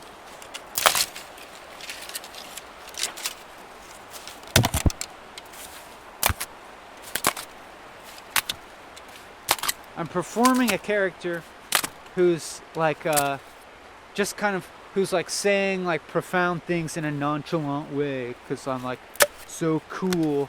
I'm so enlightened that I can like spout off a bunch of wisdom in a nonchalant way, and also be self-consciously humorous about it and self-aware, and then at the same time I can like be breaking off these sticks and making these cool sounds while I humorously evaluate my own performance.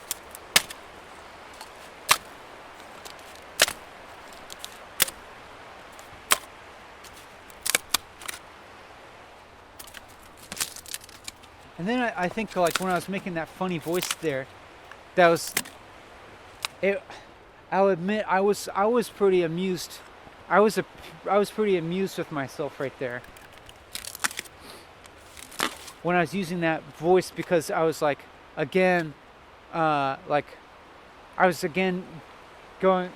using a kind of sarcasm that actually felt like a humorous level above whatever kind of like self-deprecating type of humor I was on before. Just like leveling up. Feel so cool. I'm so cool. I'm so woke.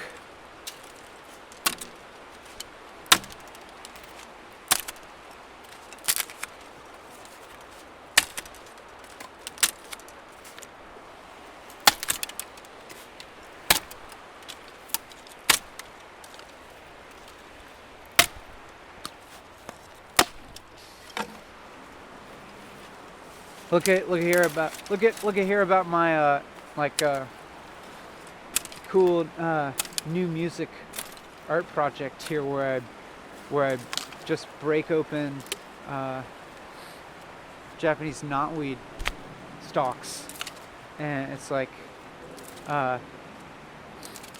it's like what do they call Andy Goldsworthy's art?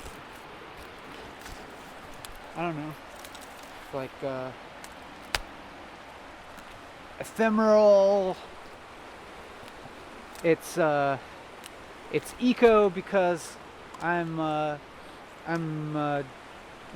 weeding out an invasive species, but not really, because it's just the dead stalks. It's not going to do anything.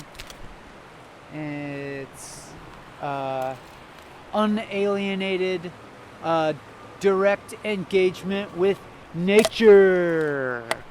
Oh, I'm so unalienated, dog. I'm so engaged in creating the circumstances of my own life. Sick, bro. Damn. I'm so, what is it? I'm like, what's the word? What's the opposite of Marxist alienation? What's the you know? If Karl Marx says alienation is bad, what's the good thing? What's that you're going for? What is it? I'm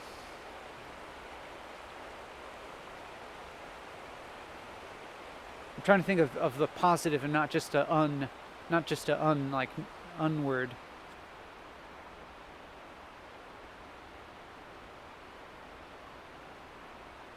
Well, I don't know. I can only think of unword, so I'm just gonna go ahead and say, like, check out how unmediated my interaction with the world is. Damn. Yeah.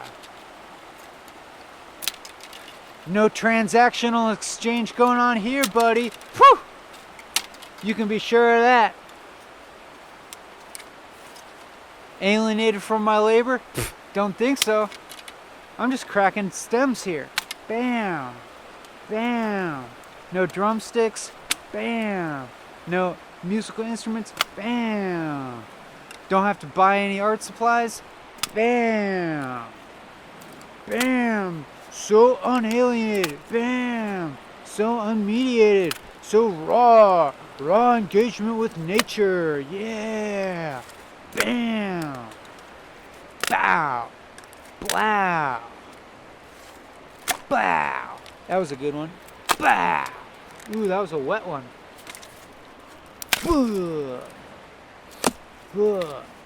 Oh, it's such a primordial oneness with being.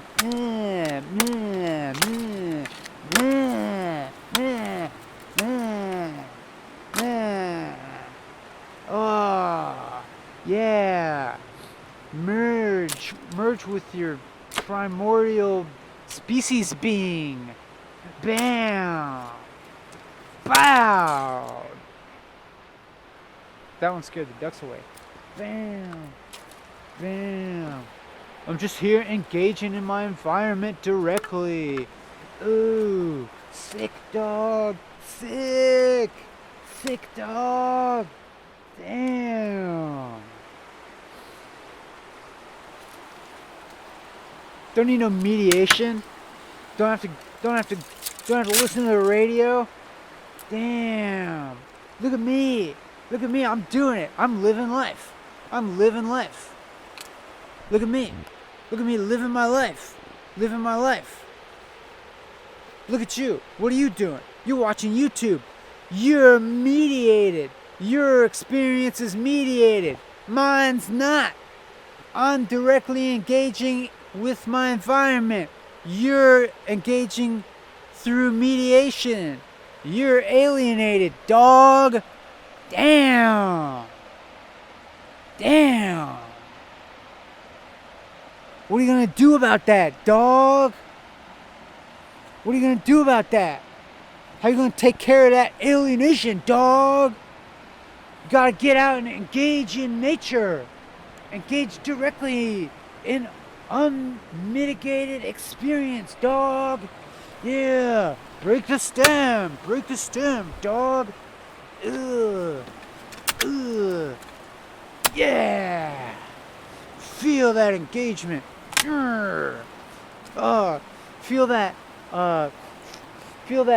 that development of my human capacity for agency and bam.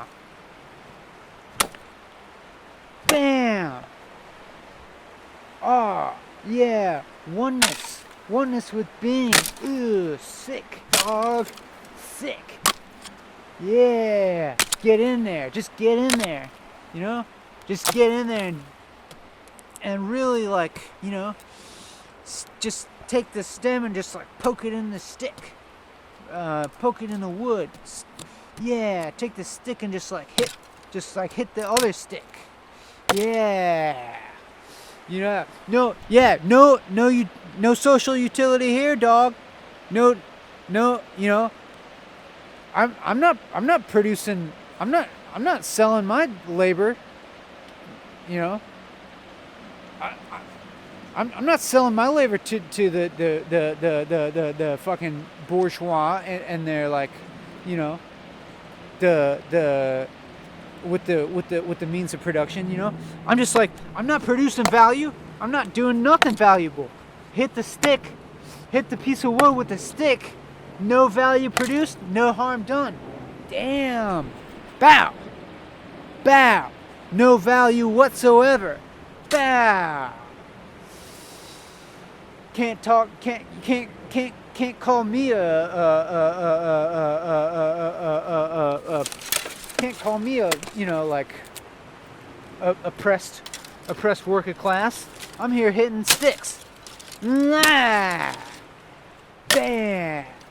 Boo. Boo. Boosh. Boosh. Bish. Bish. Bah. Bam. No. Yeah. No.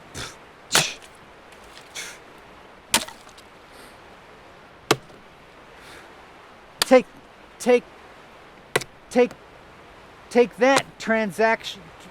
Take that commodification. Take that commodification. Take that alienation from species being.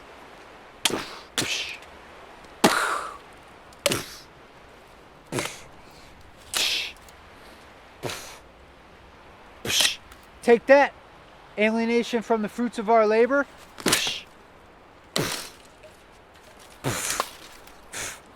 Bourgeois think they can extract any value from these efforts? Think again, dog! Think again! Boom! Boom!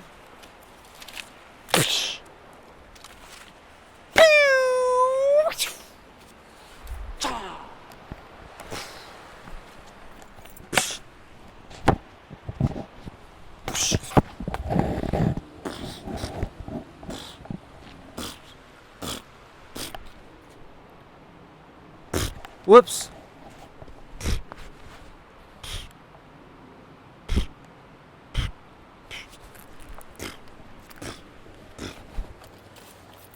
Bam. Here's direct. This is my direct unmediated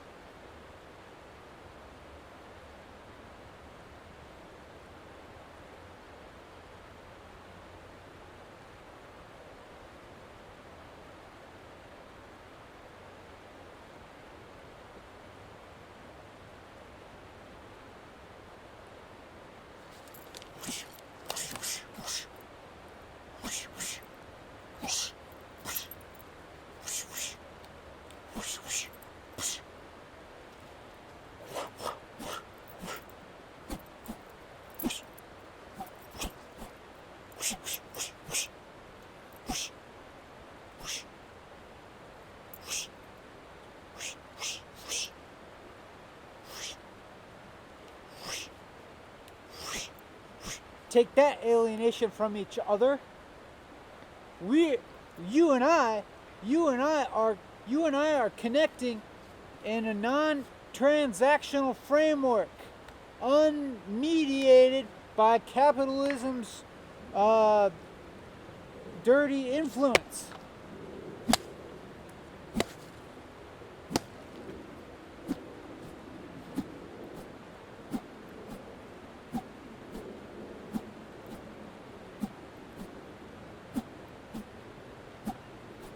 You think there's social capital being exchanged here? Think again.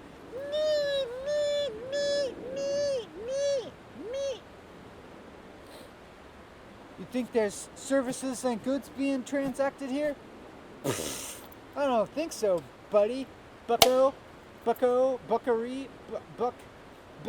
Buster, Buster.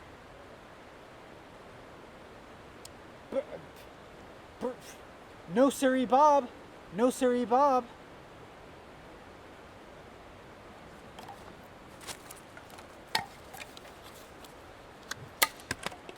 You see that? Two at once. Bam, bam. Broke two stems. Broke two stems with one meaningless gesture. Just like I can break the current system of cultural valuation and push it to its horizons, expanding the horizons of valuation. Bam! Hui! Hui! Pew! Ooh, this one sounds good. Check out this one. Ooh, that sounded so good. Oh, that sounded so good. Oh. Let me find another one. Find a big stem. Let's go somewhere else. Let's go over here. Oh shit, look at all these, dog.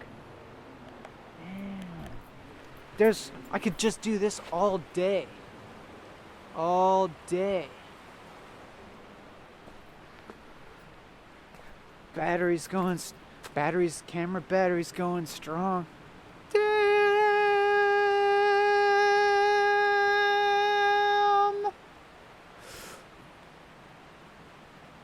Look at this dry creek bed. Holy shit. There's so many knotweed stems here.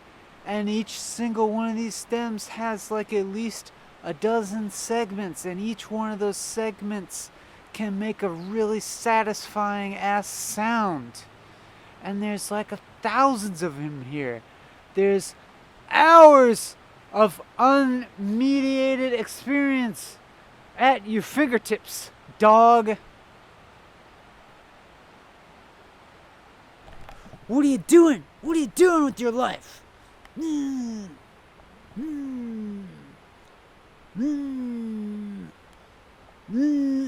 No, maybe, honestly, you're listening to the speakers and you're watching the computer screen, and it's only mediated if you let it be. You know what I'm saying? It's only mediated it's only mediated as such if you treat it like if you treat it like you're consuming a thing. You're consuming a thing that, like, I don't know what I'm saying here. Look at this creek bed. It's so sick. There's one human intervention here. There's one somebody stacked up some rocks here. So, that's kind of impinging a little bit on my unmediated experience, because we need to be like interacting directly with nature, dog. So like we can't be having this like human construction here mediating our experience. I don't want to be looking at a stack of rocks admiring the beauty of someone else's human handiwork in a transactional type of experience.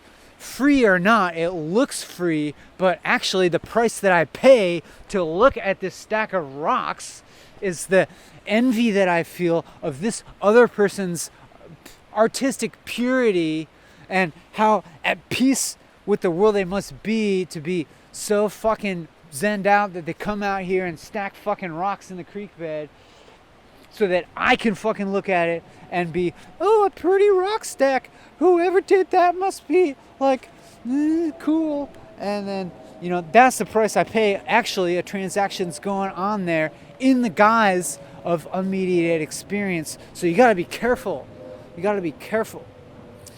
When you see somebody when you see somebody claiming they can hook you up with you know, pure raw engagement with your environment, with reality, you gotta make sure that they're not a charlatan, because they just might be engaging in a transaction.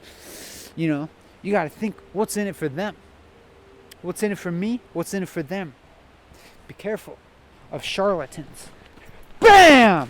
Ooh, ah, ooh, yeah, yeah, yeah, yeah. Destroy art, destroy mediation. Whatever. God. Oh, here's more ice to crack. Chop. Crunch. Bang. Ooh. Ah. Eh. Ooh.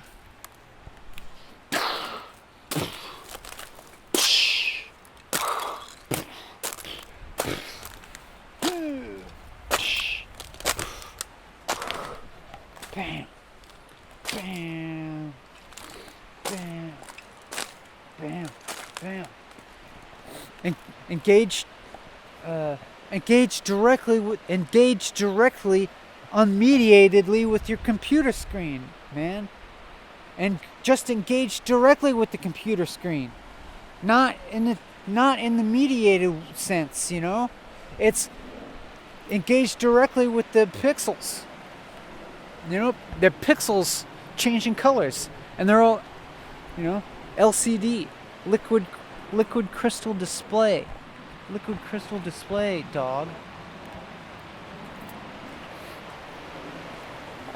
Materialism, you know, or maybe in the artistic sense or something, you know, you make a piece of art that's like a computer monitor, where half of the monitor kind of just shows images like a normal monitor does, and then you see like half of like Stephen Colbert's face on the monitor, something like that, and then like the other half of on the other part of the monitor, the individual pixels start to get bigger and bigger until you can't help but observe each little pixel as like an RGB, a red or a green or a blue, and they just get so big that you engage directly with that pixel, and then the representation goes away, and it becomes partly abstraction, but partly just, you know, like pure materialist. You're just like looking at the material there, but then like as it blends into your normal representing type of monitor, then you see the whole, then you make the connection. Yeah, connection. Yeah, whatever. Sorry, not sorry. Chop, crunch, bang, shimmy, damn, ooh, ah.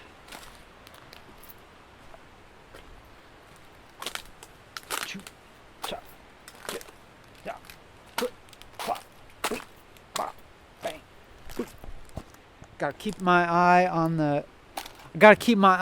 my LCD display on the camera to make sure that my unmediated experience continues to be mediated for you. Oh, but look at all these things. Look at all these stalks. There's all these fat ones here that are going to make such good sounds. Oh, that one wasn't as good as I thought it would be. That's pretty good. Crunch. Ugh.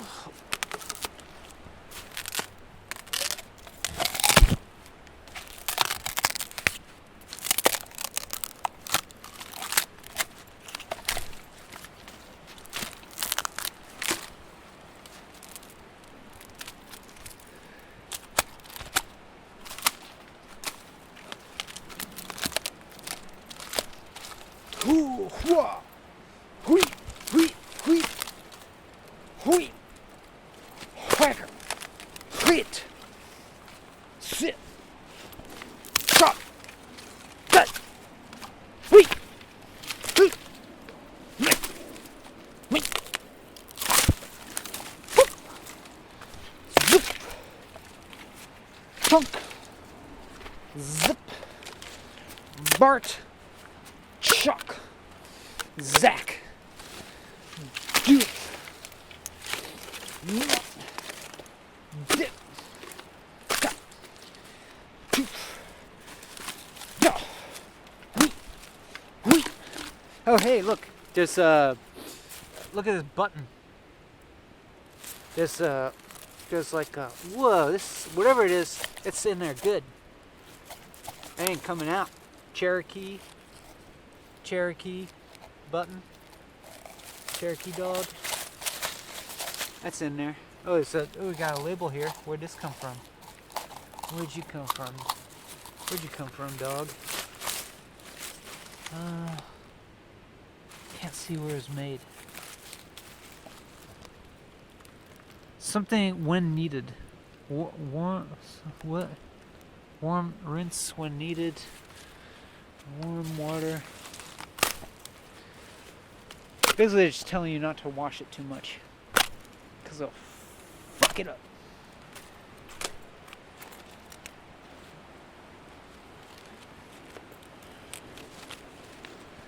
Zip! I might just be spreading the seeds, you know. I might just be like, might just be spreading these knotweed seeds around willy-nilly. Spreading the invasive species, but you know, let the fucking invasive species spread, you know. Let them go ahead, you know. I don't honestly care that much.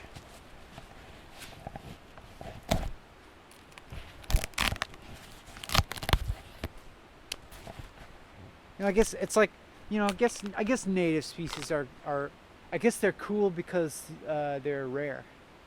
I guess that's what it is. And that they uphold the web of life. I guess that's cool. I can appreciate that. But the invasive species are also very much involved in the web of life. Buster.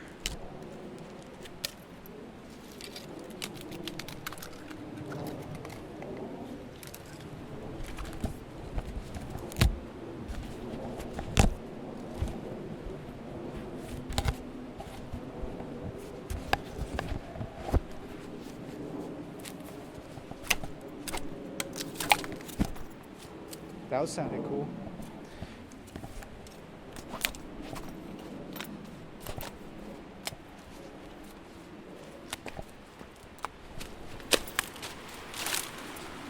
Did you hear after I jumped off that hill, the sound of the water got way louder?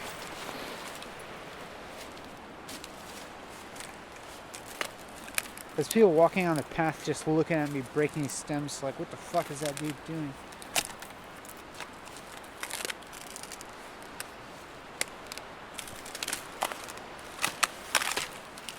Oh, that sounded cool.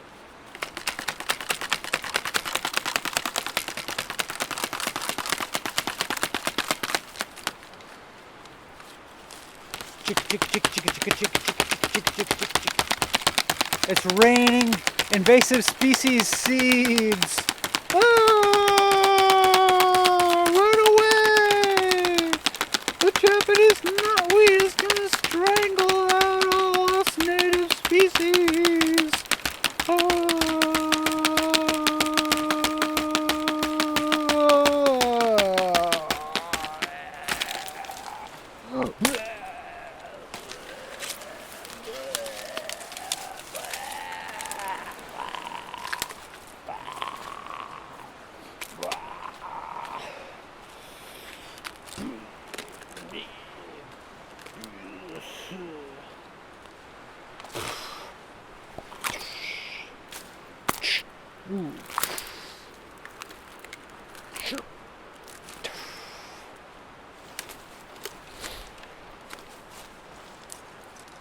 Two hours, 20 minutes.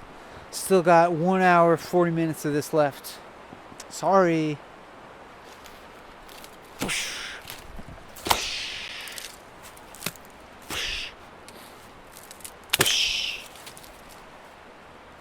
This is the best one. This is the best walking and talking. I'll say it. I'll go ahead and say it.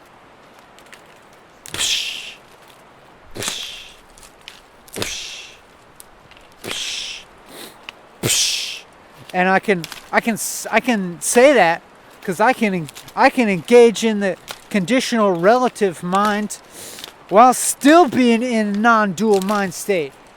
Bam! What do you think about that?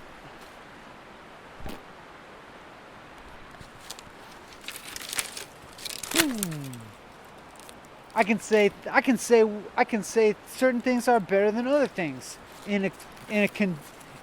speaking from a relative standpoint, while still being aware of the ultimate non-duality and relativity and subjectivity that pervades all of that and kind of undermines all of that and whatever.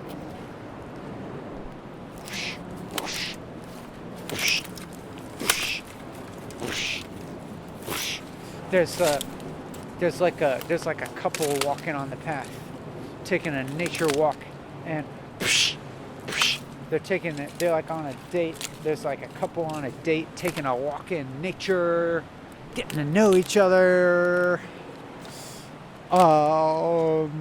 Like, yeah, what do you think about stuff? Yeah, you don't know, I think about this stuff. And then the other person's like, oh yeah, oh that's cool.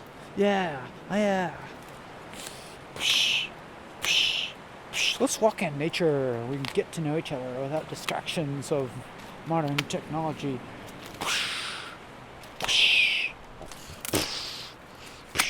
What the fuck is that guy doing down there? It's like, that guy's like, what that guy's doing? He's like talking to himself and like breaking stems. What the fuck?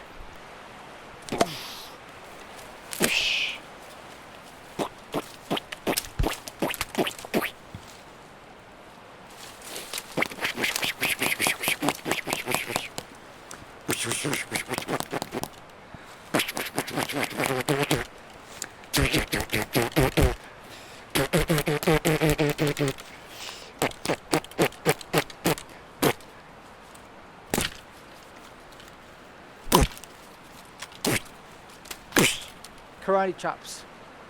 This is the best place to practice the martial arts. Now let me remind you that the martial arts are not for enacting violence on other people. They're for mastering the self.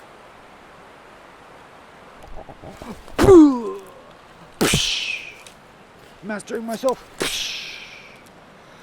I'm master over my mind and body.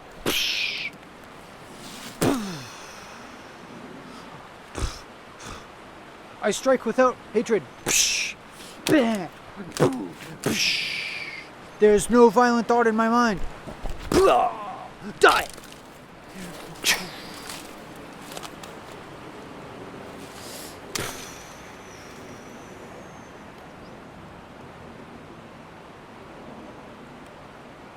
I flow like water.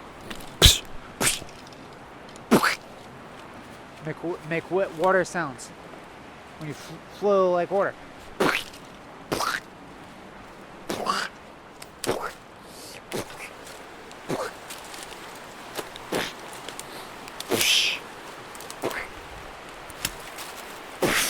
Ow.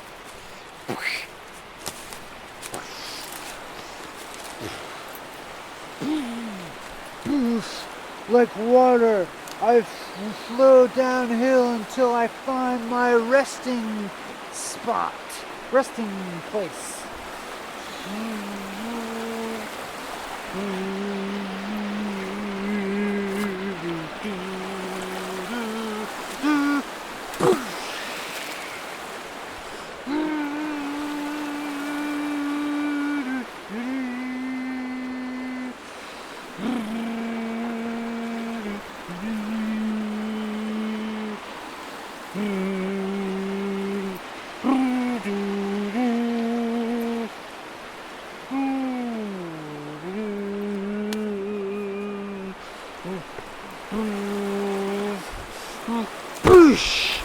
Now, it's very important that you're not just watching this as entertainment value. You have to be expanding your consciousness. Engaging directly with your surroundings. Engaging directly with your computer. Engaging directly with your speakers or your headphones or whatever it is. Your keyboard or your chair. Not in the transactional way unless you're engaging directly in the transaction in an unmediated way. And like, you know, somehow being like, I'm gonna buy this stuff. I'm gonna work for a wage without feeling alienated from my species being, and without being alienated from the fruits of my labor, and increasing my own capacity for creativity.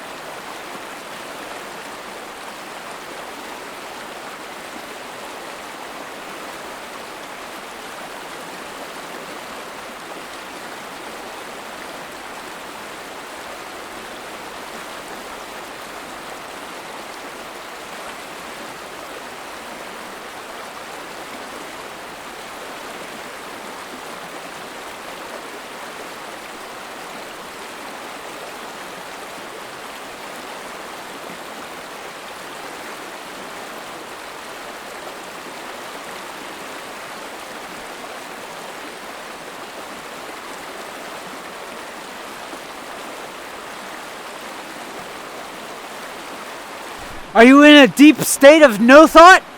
I am.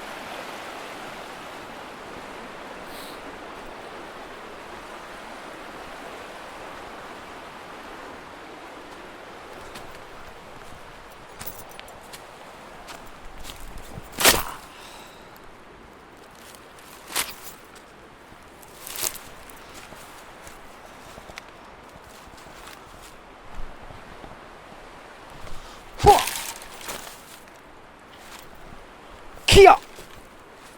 Kia! Hua! Hua! Hey! Kia! Kia!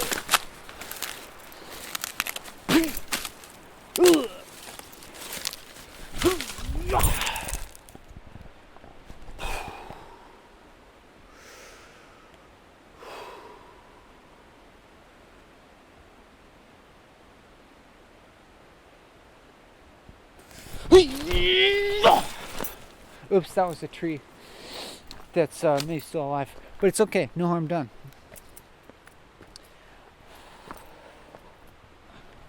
See, I do have respect for life.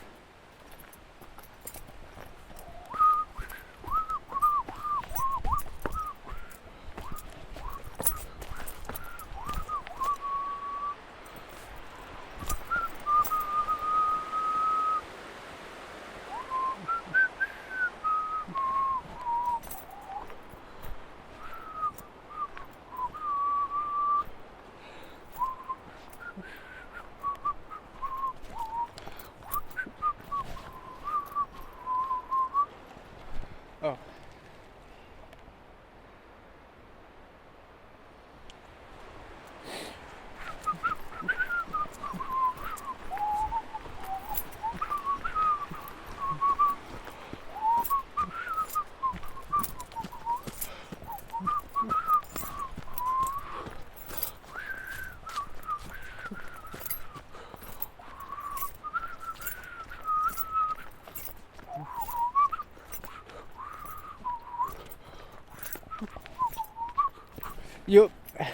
I'll have you know that I'm improvising this melody as I go along. I'm not simply buying into a pre-packaged cultural product with which I associate my identity with. I'm creating my own culture constantly. I'm not, completely original here, dog.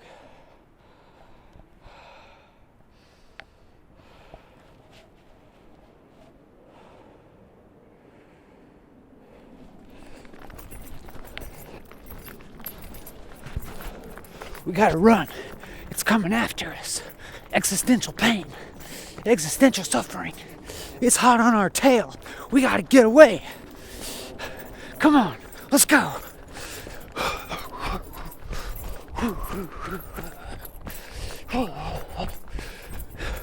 Gotta outrun that suffering.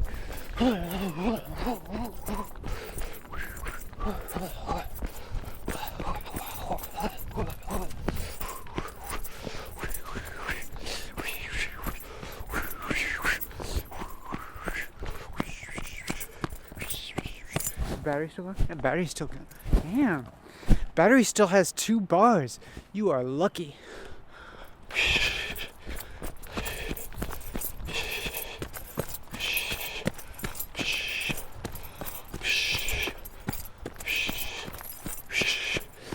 Getting higher and higher, man. We're exercising our species being unmitigated engagement with the nature, fostering our potential as human beings and master of our environment, climbing up higher and higher on this path, leaving suffering far behind. Oh, here comes the couple on their nature walk date, dog. We're gonna freak them out. You think we'll say anything? Probably not.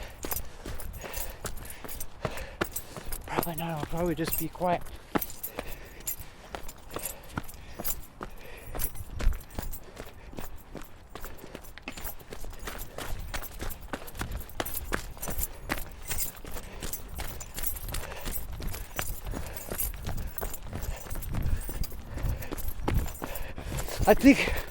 I think they might be jealous of our unmitigated engagement with nature, because they were kind of doing it by walking. That couple you saw, they're at least trying. They're at least trying to engage, but they're not really digging into it. Because also, they're involved in a transactional relationship between the two of them that they're totally unaware of, wherein all sorts of social capital, sexual capital, money capital are being exchanged, when in truth those young lovers are totally alienated from each other without being fully aware of it. But then, we came running by, and they might have had some idea something weird is up, and it could have planted some kind of little seed. I don't know. It might be too late for them. They're way back there. I think the suffering might have caught up with them.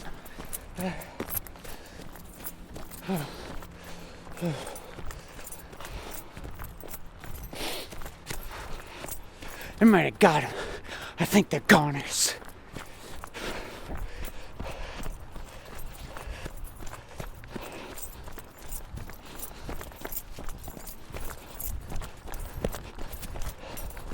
Yeah, another sad victim. Plus another sad victim back there. It's brutal out here. It's carnage. It's existential carnage.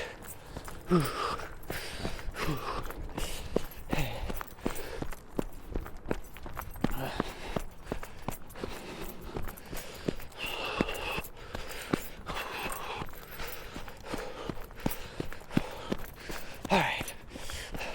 I think we might have lost him.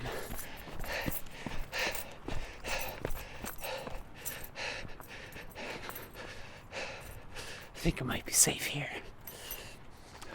At least for a little while.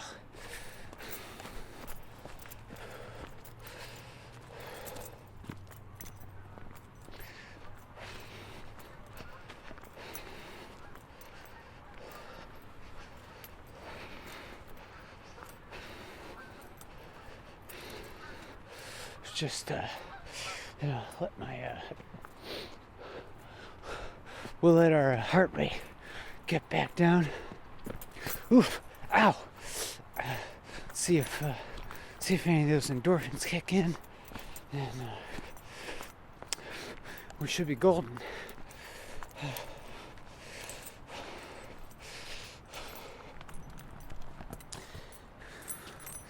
Battery's still good. Memory card still good. We're golden. We're doing good. We're doing good. We just gotta keep it up. Just gotta keep it up. Don't let your guard down yet. We're not totally out of the woods yet.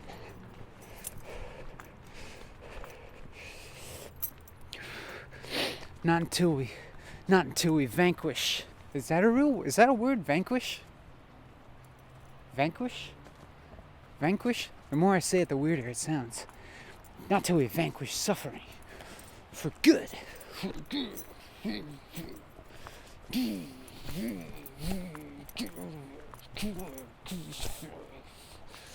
Yeah. Yeah. Yeah. We gotta take care of this once and for all, cause maybe you and me, maybe we might escape suffering, but think of our children, think of our children's children. If we don't destroy suffering once and for all, it'll come back for them. What kind of world do you want our kids to live in? What kind of world do you want our kids and their grandchildren and all the future generations to grow up in, huh? You want to leave them with this world, huh? Or do you want to leave them in a world that's free of suffering and full of unmitigated, pure engagement with their surroundings in a primordial, blissful at-one-ment? I think you know the answer to that.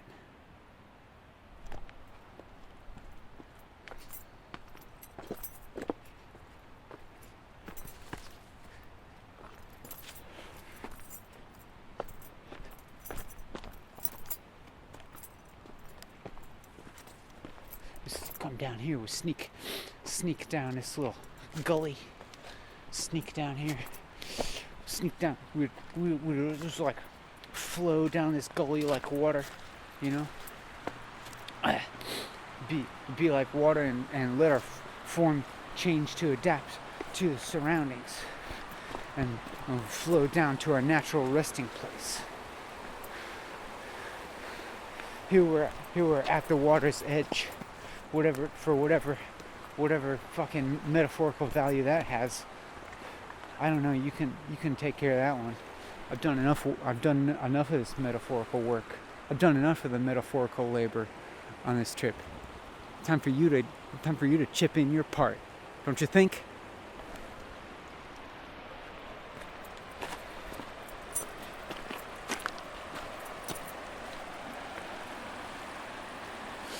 It's gonna be hard to make it over there. It's gonna be dangerous.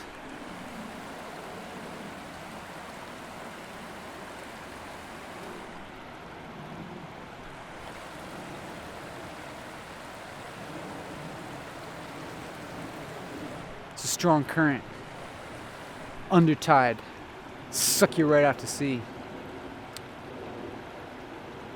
They won't find you till you're bloated and blue.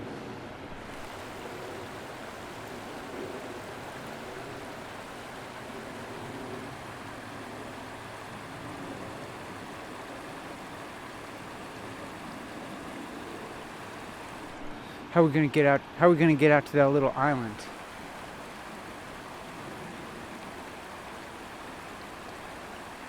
You telling me you want me to take my shoes off and walk in that cold ass water?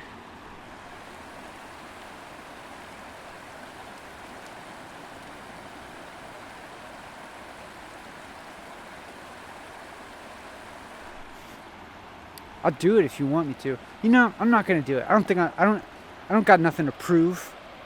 I don't got nothing to prove to you. I don't need to display. I don't need to display my toughness by getting barefoot and wading through that cold water.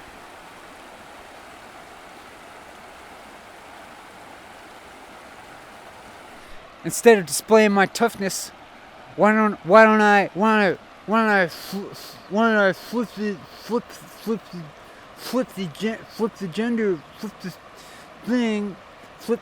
the thing, turn the tables, and make a display of my weakness, put my vulnerability on display.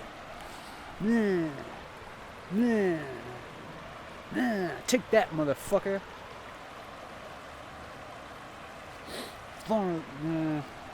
No.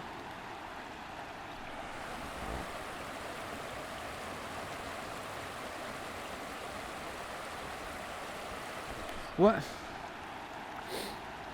Maybe I should flip that tape. Maybe I should flip that around again. Maybe I should flip that again and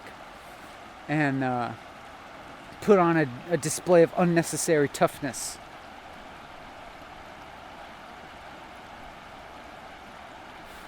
Just to make a point of how vulnerable I already am, that I don't need to display it.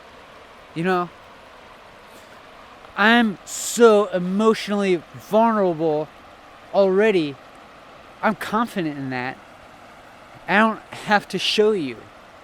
I don't have to put on a display to show that I'm vulnerable.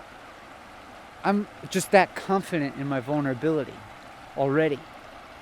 I'm so confident in my vulnerability that I can put on displays of machismo without there being any doubt of my sensitivity, my vulnerability, my emotional availability, my self-awareness, my self-knowing, my non-dual awareness.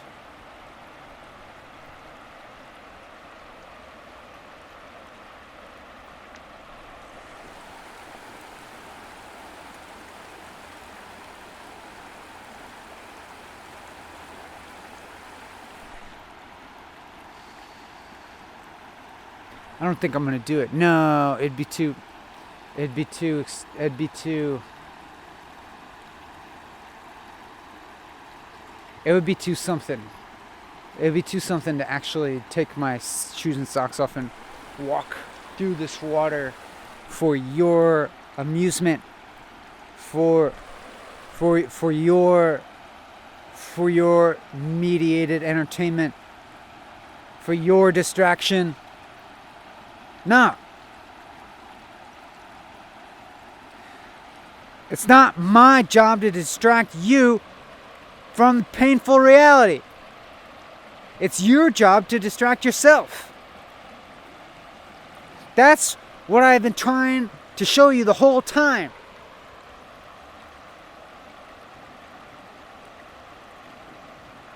You have to distract yourself.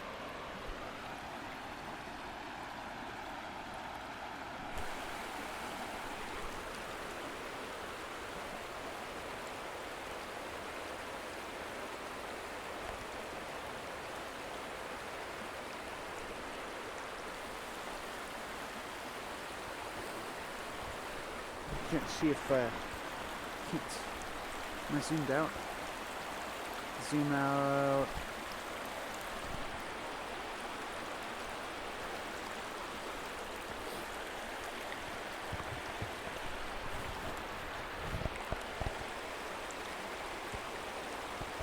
It's up to you.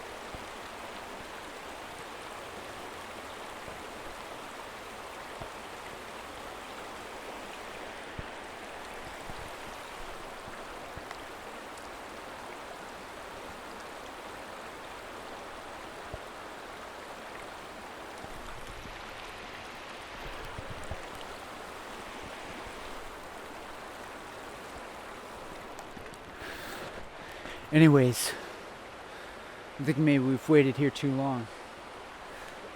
It's time to move.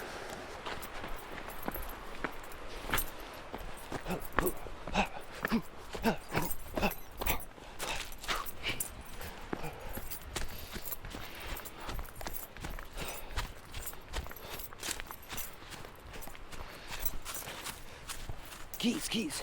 Gotta keep the keys quiet. Or they'll hear us.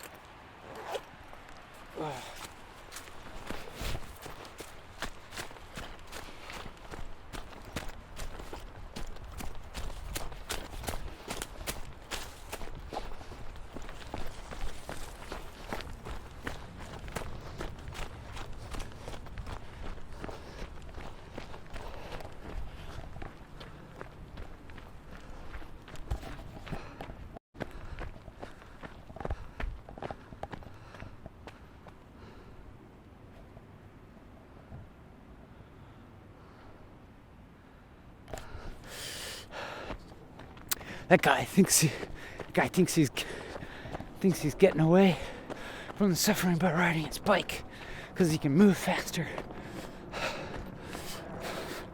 But he doesn't realize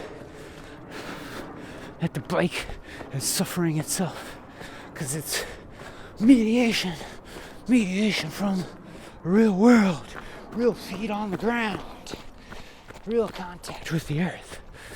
He's got one 2-wheeled 15 speed layer of mediation between him and the world.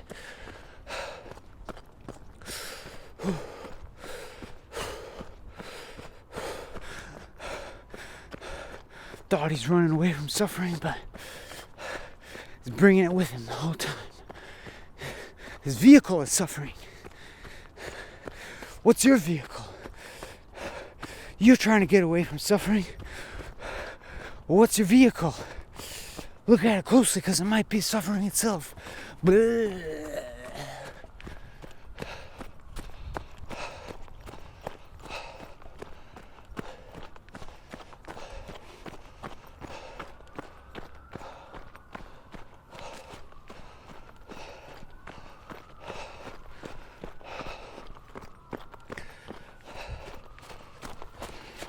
Ooh, a little pond. Never seen this before. Lots of ice on there. Oh, gotta find a rock to throw through there. Gotta find a rock. Gotta hurry. Gotta find a rock. Quick. Is this one big enough? It'll have to do.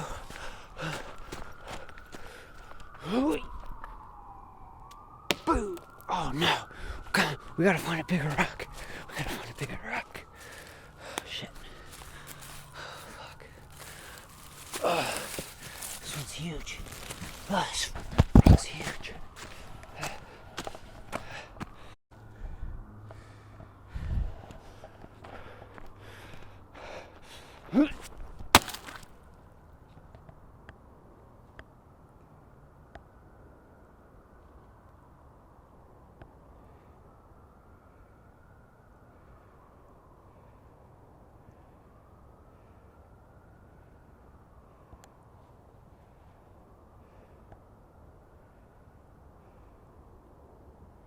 All right, good enough. Let's keep moving.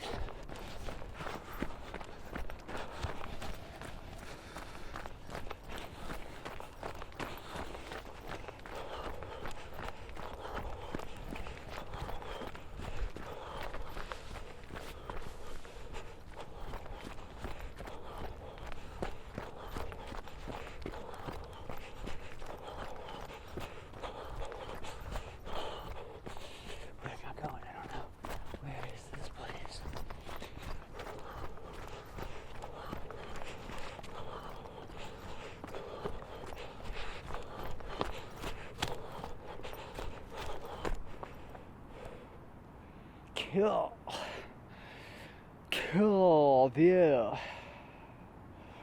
Look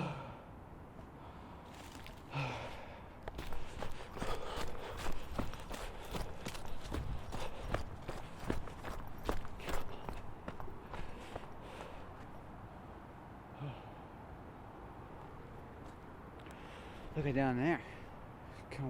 There's a path down there by the rocks. That's kind of cool.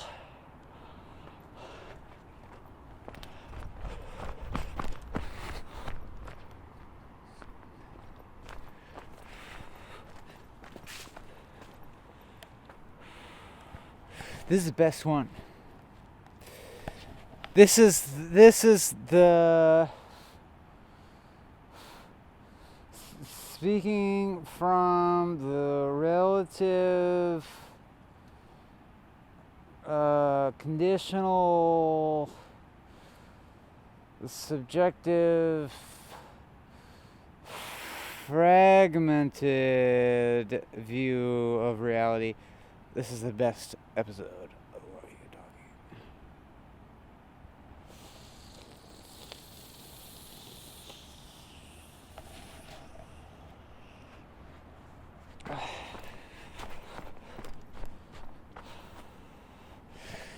Which is lucky for you, because it's the one that you happen to be watching.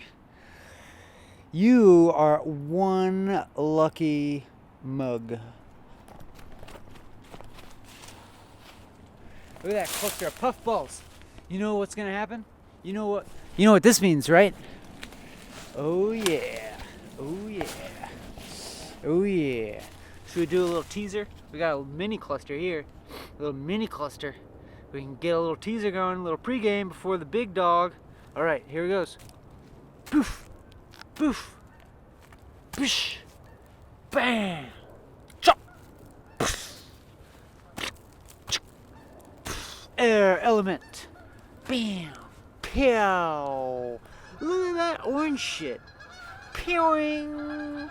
Pew. Poing. Chop. Zick. Zoop. Chick. Bam. Chuff. Just keeps on going, dude. This is phenomenal. Look at my glove. Look how yellow it is. Look how it has my initial on it. My first initial and my last initial, all rolled together in one Roman character. Chuff, chuff, chuff, chuff, cluck, cluck, blue. That's not even a big one yet. Damn. That's just the teaser. Damn. I don't even want to think about what's going to happen when I whack into that sucker.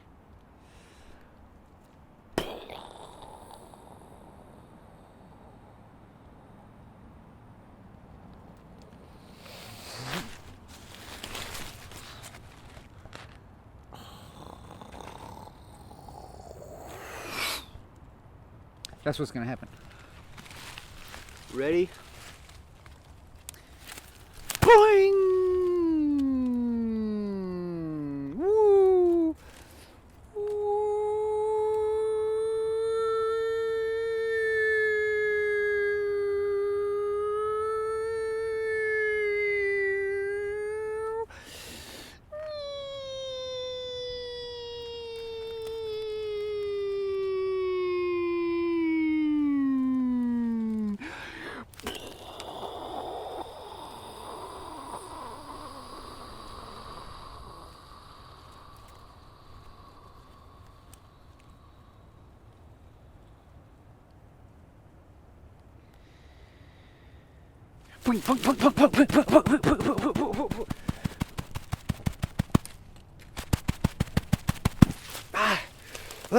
Look at that. It's a fucking cloud of yellow smoke. Holy shit.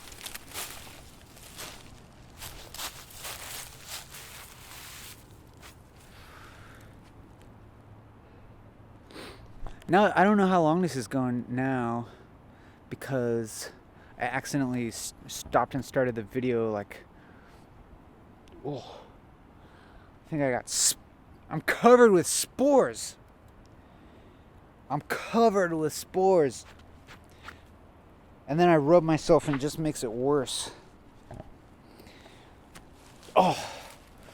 Ew. Ew. Ew. I'm revolted. I'm repulsed. Ew. Ew. Oh. Ew. Oh, I'm inundated with nature's reproductive cells. Gross.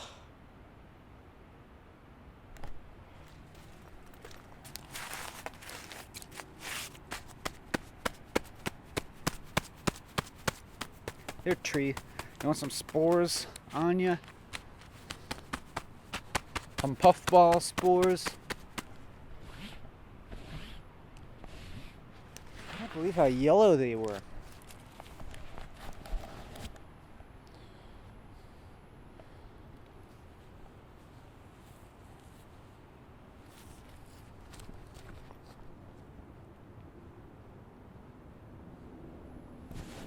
I feel lucky that I haven't needed my winter jacket.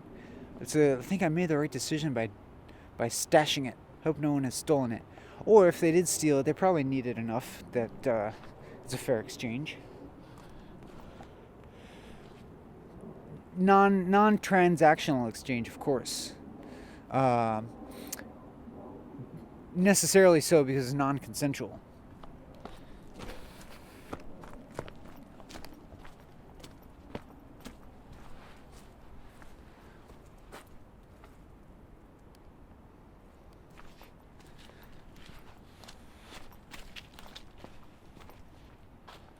This is cool to be below rocks, below the roots of trees. Look, the roots of trees are up there and I'm down here. I'm all up in the earth. One with nature. Merging with the mother nature.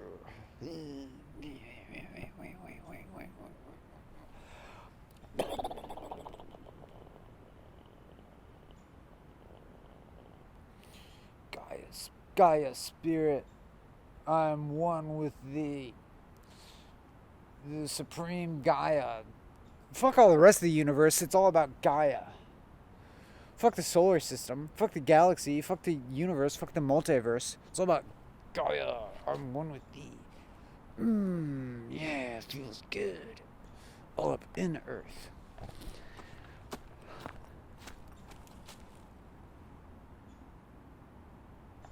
Oh, look.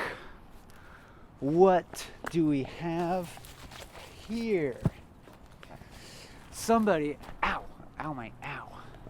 somebody has come along and thought they would take this perfectly unmitigated natural landscape and defile it with their tools of alienated recreation, alienated pleasure that uses these. Well, I guess I can forgive them since they're totally unaware of their own alienation from their own species being. You know, what can you expect from a beautiful 30-something couple that sells the fruits of, that sells their labor and is alienated from their labor, and have nothing but capital and precious time and a constricted sense of self that must restrict their adventures into a safely mediated package that can be commodified and sold to them in REI store. You know, and all this and all of that. You know, and like, yeah. You know, like, they're not as raw dog as me. You know, they're not. You know, they're not as real as me.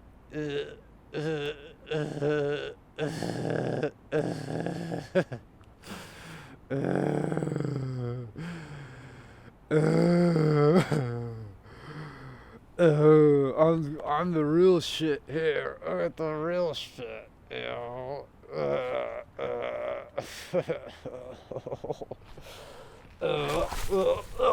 Ow.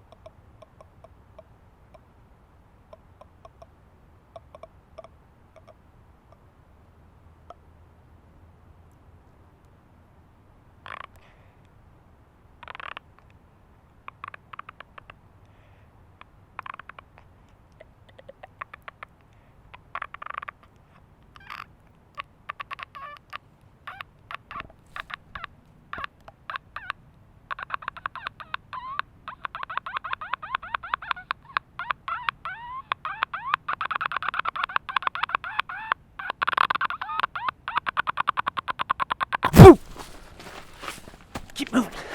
Suffering. Gonna catch up with us. If you don't keep moving, gotta keep on your feet.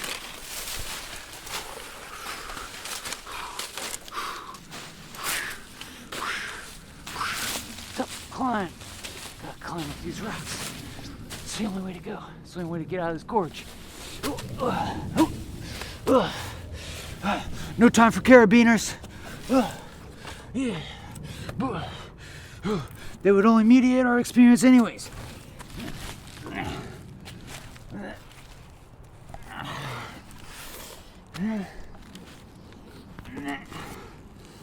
You can do it. You can make it. I gotta, hold on this tree root. Hold on this tree root.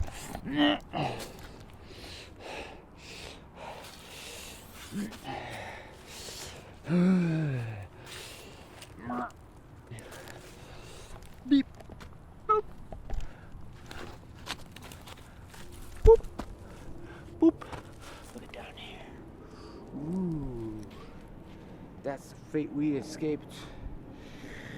Don't want to be down there. When the suffering hits. Beep. Boop. Boop. Boop. Boop. Boop.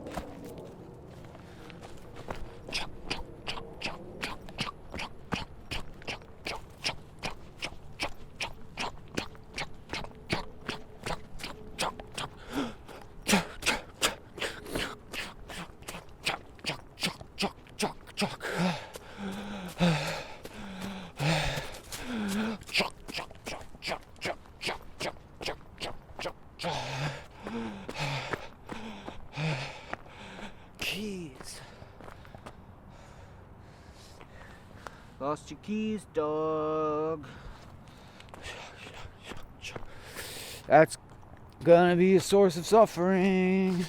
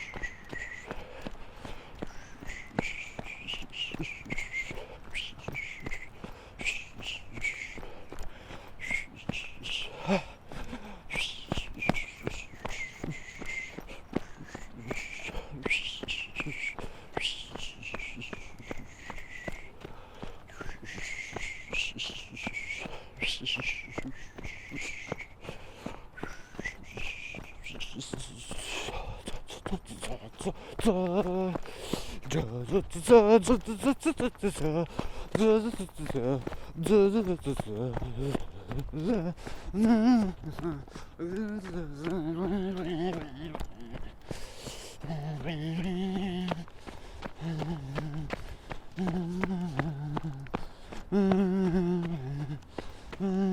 might have noticed that I haven't been talking very much, but have been kind of,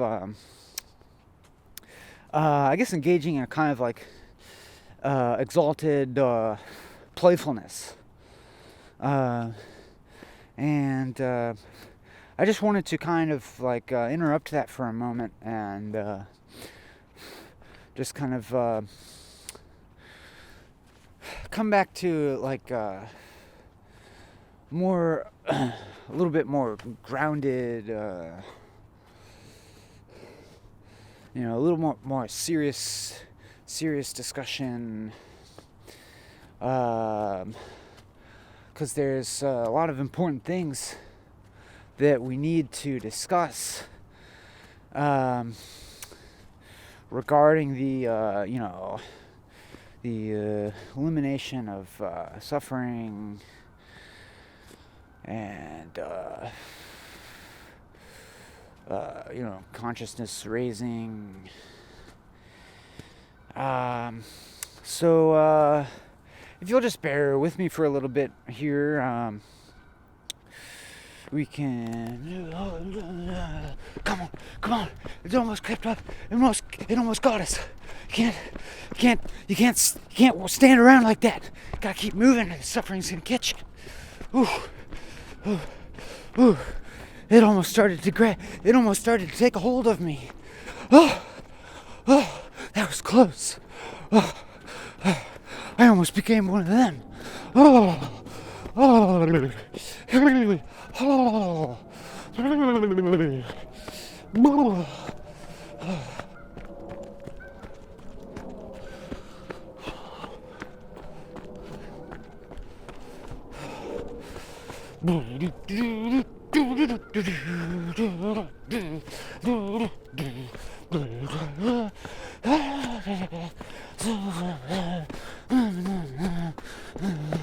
Going up a hill. Oh yeah, this is great workout. Yeah, get up the hill. Yeah, hurry up. Keep going. Oh, watch out. There's houses over there. Let me go down the hill. Don't know where the fuck I am. Oh, that's okay.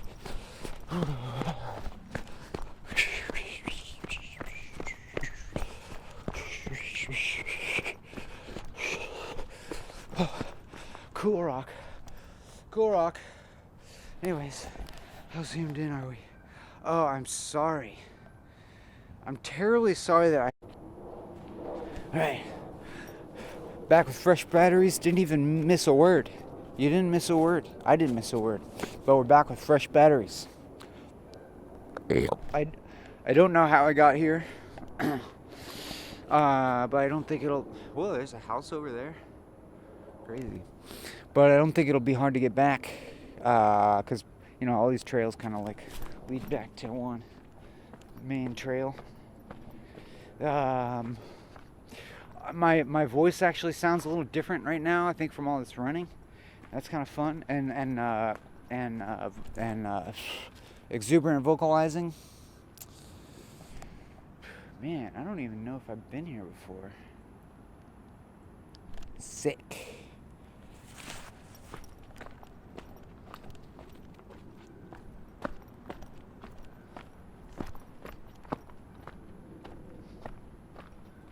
This video is chock full of clips, gem clips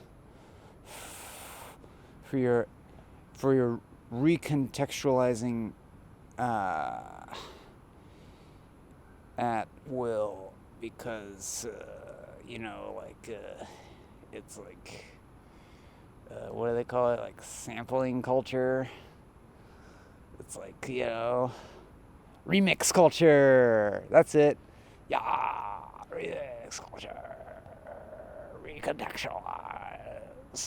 recycle existing media because you don't have to create new media because it somehow correlates with ecological conservation.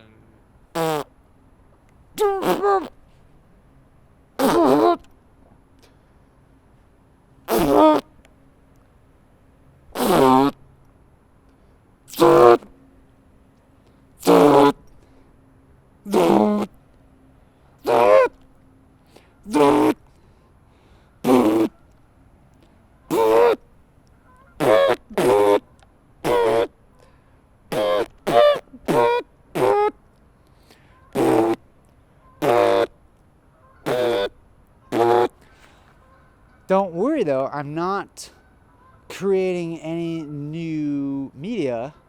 I'm just recontextualizing the neurons in your brain.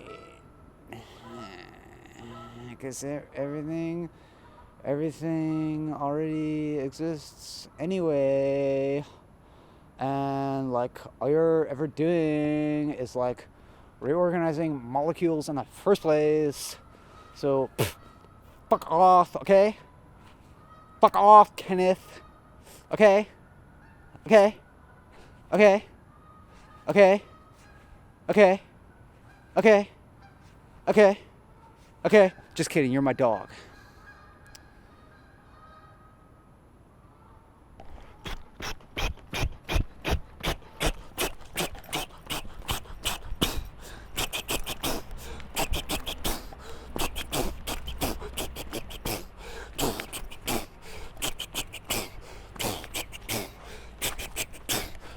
In nature, engaging directly,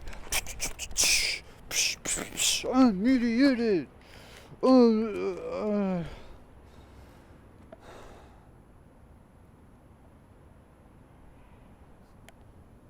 Somebody's yelling.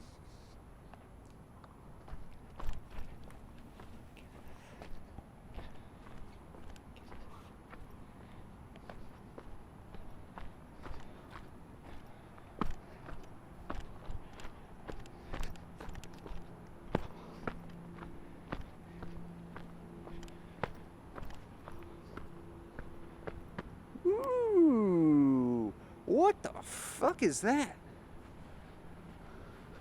Do you see a stairway? It's a stairway to some unknown arch. What the hell? What? What?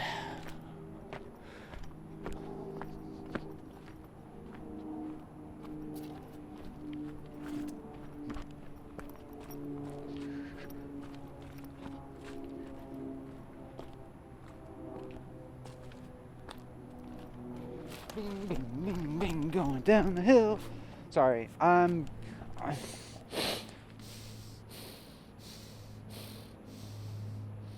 exuberant. My exuberance is getting tiresome. Gonna reel it back in. Reel it. Tone it down a notch. Tone it down a notch, Bennett. Okay. Just like chillax. Chillax a little bit, Bennett. Take a chill pill, Bennett. Stay grounded. Stay. Keep your awareness grounded in the present. Keep your presence grounded in awareness. Keep your groundedness present in awareness. Keep your awareness present in groundedness.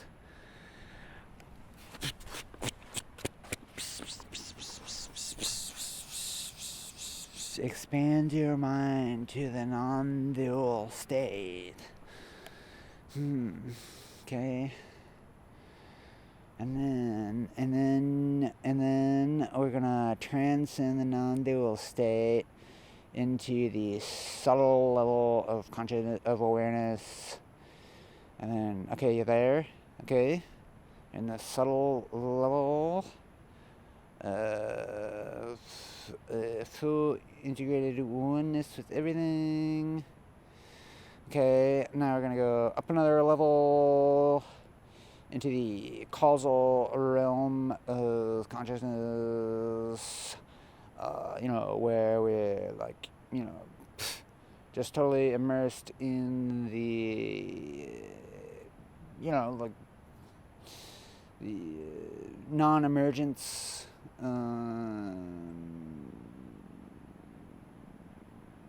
non-eminence, emptiness.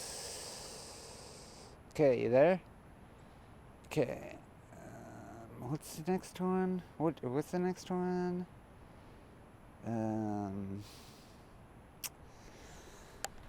Just a second. Let me remember. Hold on. I'm trying to remember. Okay, so it goes like non-dual, subtle, causal.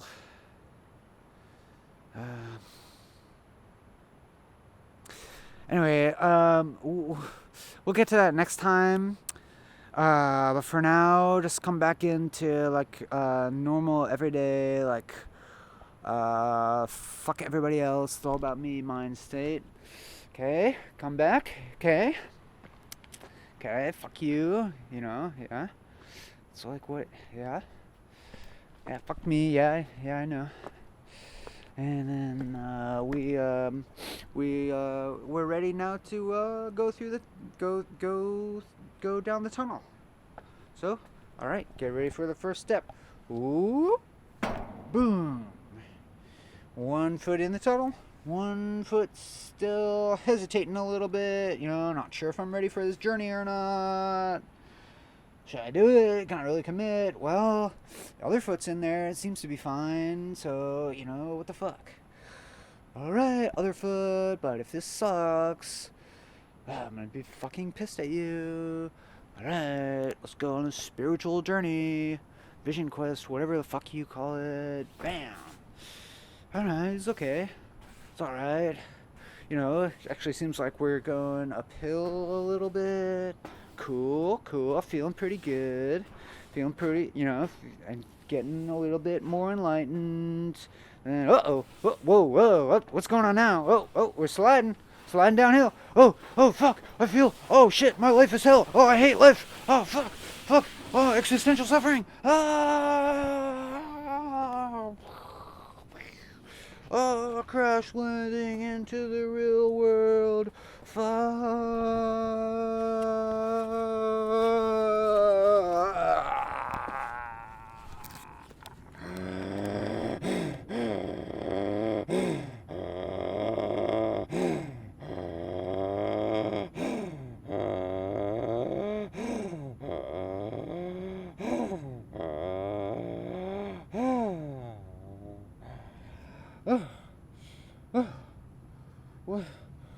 What happened?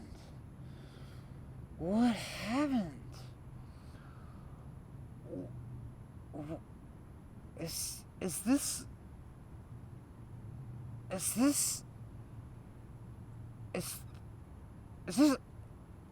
enlightenment? What? But it just looks like the normal world. It doesn't look any different. What the fuck? What was the fucking point of all that suffering? This is exactly how it was before. There's no difference. Well, we'll see. Maybe something's different. I won't, I'll hold my judgments for now. Looks pretty much the same. There's that spiritual tunnel path thing that I flew out of. Okay, see the rocks. Okay, shiny distracting things. Right, remember those. Okay, the water's still there. Okay. Guess I feel alright. Let's see. Where the hell are we now? I'm like so lost. There's a path this way, I don't know where. But then, back through there was a stairway. What was down there? Oh, wait, somebody's coming. We gotta keep moving. I'm gonna go. We can't go this way. That'll be too obvious. We gotta go around. Yeah.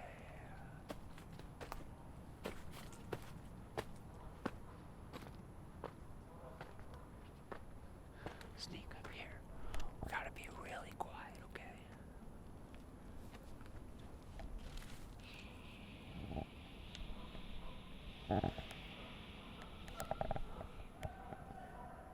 Hey, shut up, geese. Okay.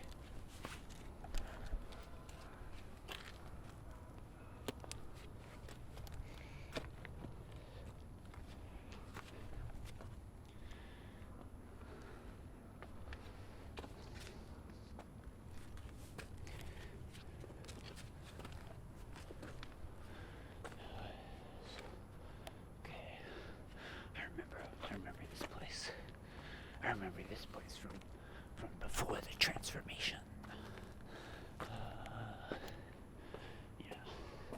Before the transformation. When I was still like had identity, before it was all enlightenment shit.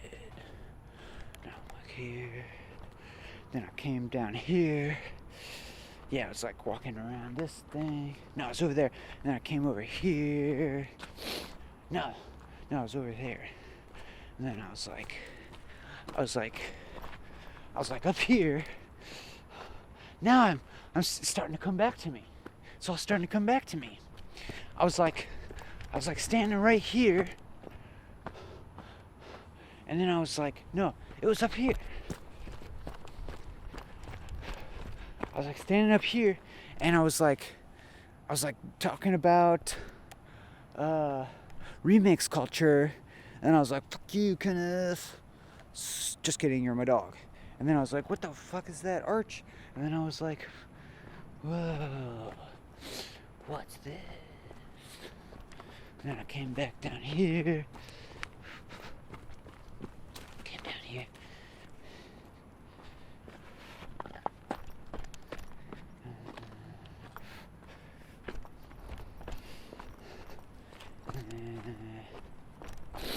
Yeah, I came down here, and then I was like saying like, keep your presence grounded in awareness, and all sorts of variations on that. And then there's this young couple here taking their nature date, and then I went through the enlightenment journey, and then I went back up the hill and came up here, and I wanted to check out where these stairs were, and then I was like, oh, gotta keep moving. Oh, fuck.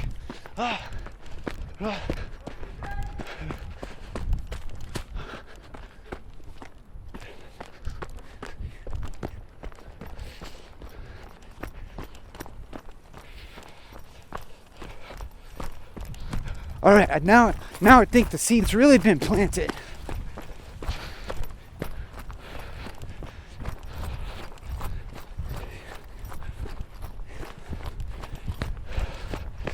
Oh yeah, freaking out the norms. Oh shit, I'm getting even further lost.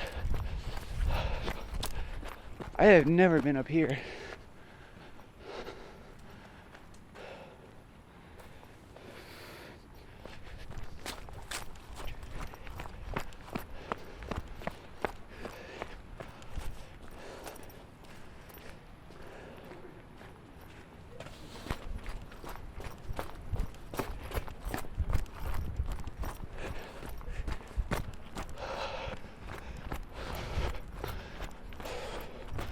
This is fucking cool out here.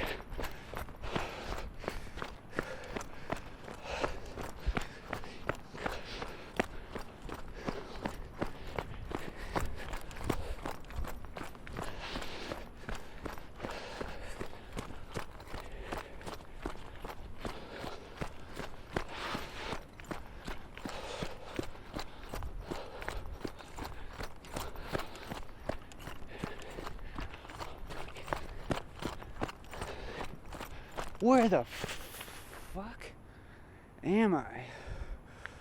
Don't want to go out there. Ooh, that's the scary real world. Fuck that shit. But that young couple's gonna be coming after me for fucking up their date. This rock with a perfectly straight line all the way through it. Holy shit, dog. I better go up this way. And maybe it's almost time to start making my way back to my jacket. Wherever the hell that is.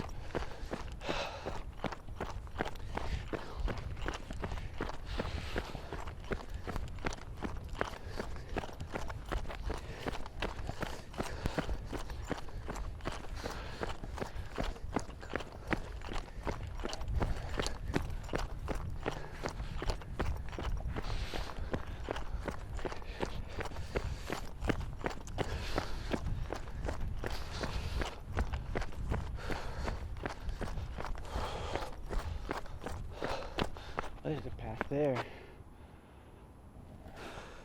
and there's an impressively opulent residence up there. I better take this path. Oh, that young alienated couple might be down there, but whew, see, it's the best. It's dangerous, but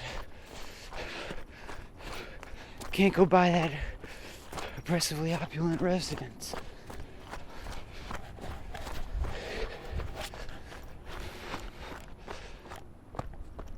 Ooh, cool view, cool lookout point, scenic vista with the tools of alienation embedded. Sweet. I'm not alienated. I'm engaging with these tools directly. Boing!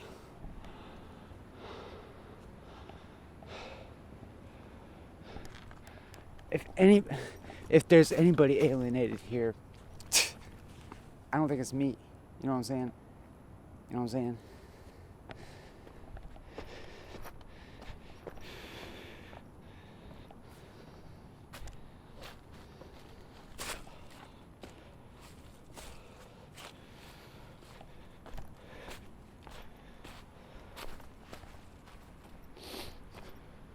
Oh, fuck. Fuck, this is the way I came. This is bad news, Bennett. It's bad news. That young nature date could be headed this way any moment. Here to oppress you with their normative views of relationships.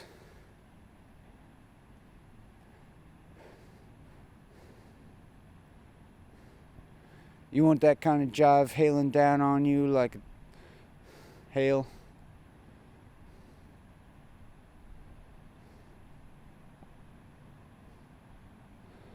Puncturing your bubble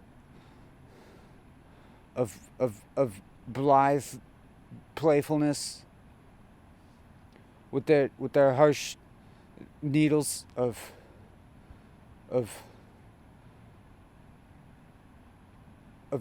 normative reality.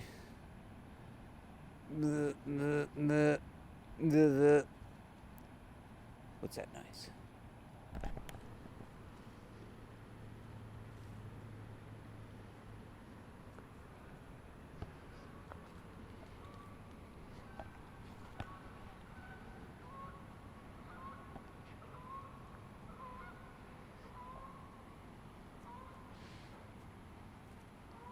Oh, it's a squirrel. A squirrel.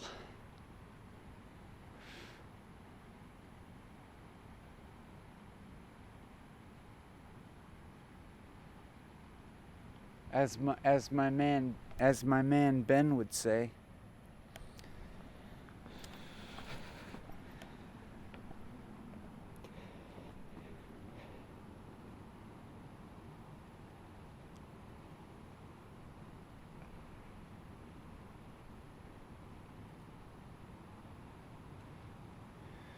Anyways, I'm high up here.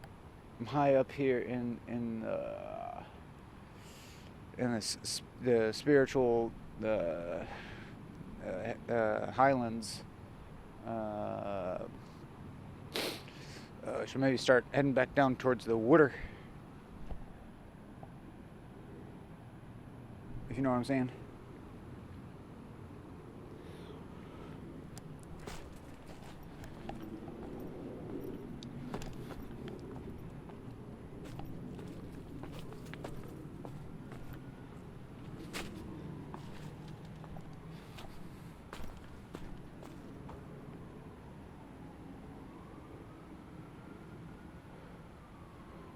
I'm just gonna have to keep vigilant.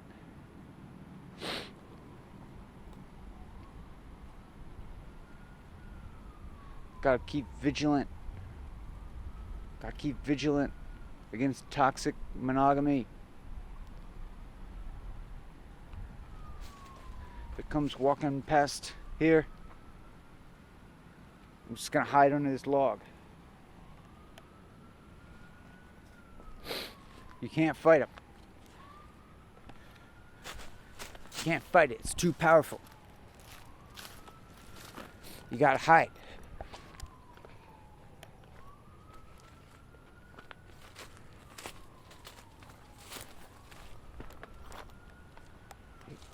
Keep an eye out. I think I hear a voice.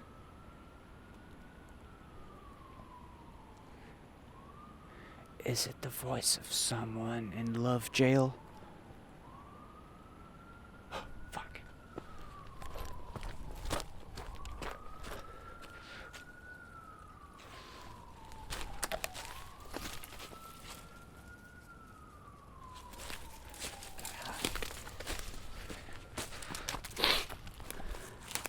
It's getting dark. It's getting dark. Alright, after sundown, we'll make our escape.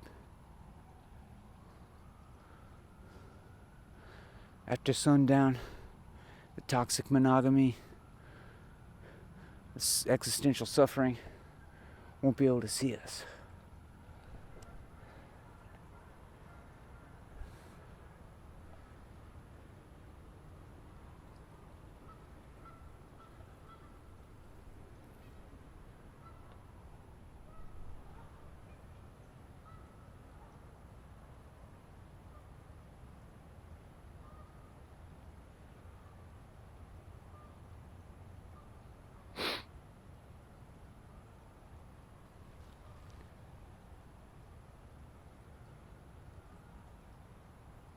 This is a pretty good episode, don't you think?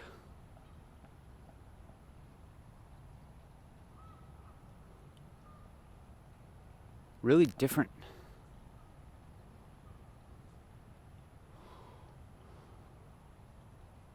I feel like I'm in a different world. Hey.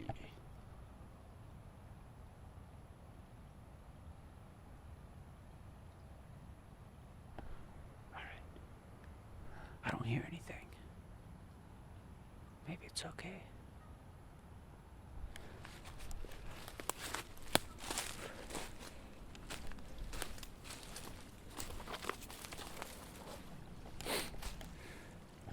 I don't know how much is left on the memory card. Maybe I can stop the video and let Lynn take a little look-see. Take a little look-see at the memory card meter.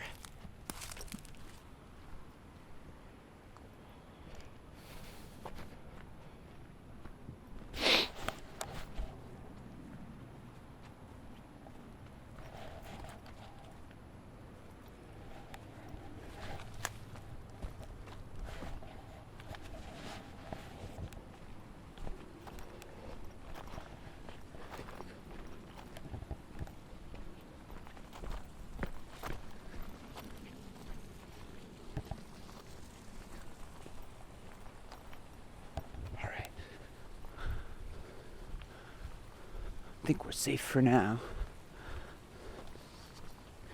No young couples on nature dates in sight.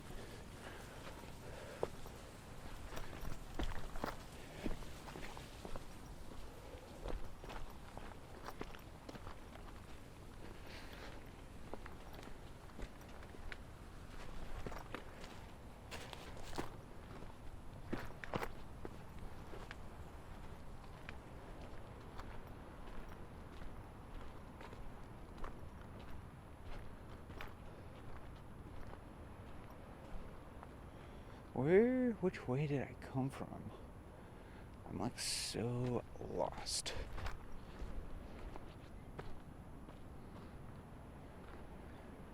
I'm so lost. And it's getting dark.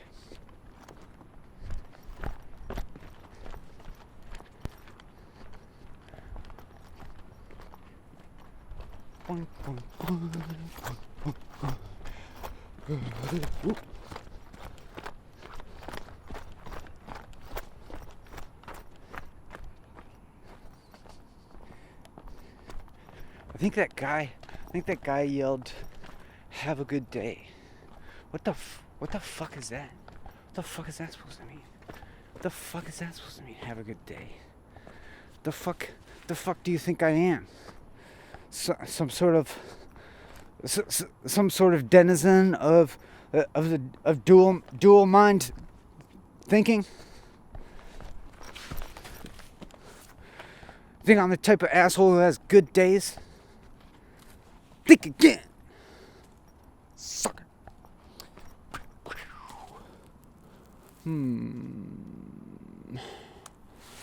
Seems like I should go down here.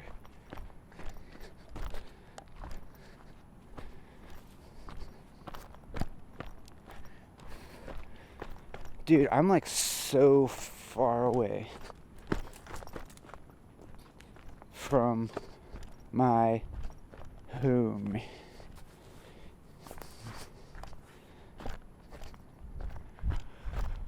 Doik, doik, doik, doik, doik, doik, doik, doik,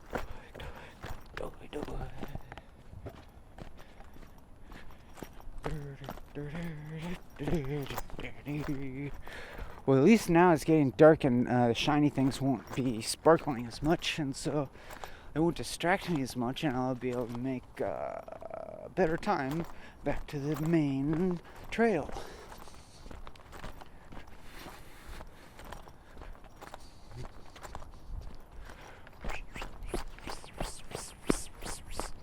Anyways, don't let me get distracted from raising your consciousness. Many interesting topics to cover under this broad umbrella. Where do we get started?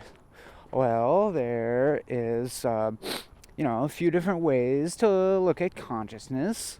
We can look at it through the inner subjective lens, like that's talking about introspection and meditation and certain types of psychology.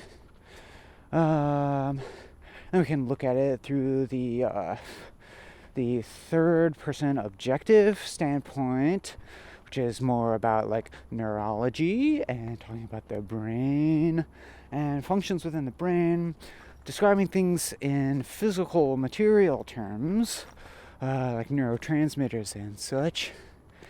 We can look at consciousness through the cultural viewpoint,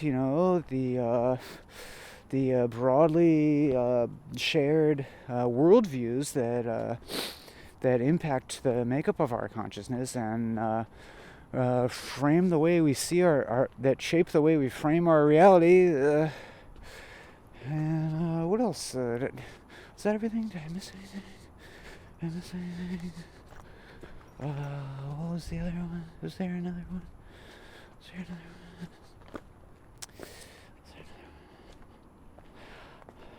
Alright, so yeah, not really. I think that's pretty much covers it. If I missed anything, we can send you an email.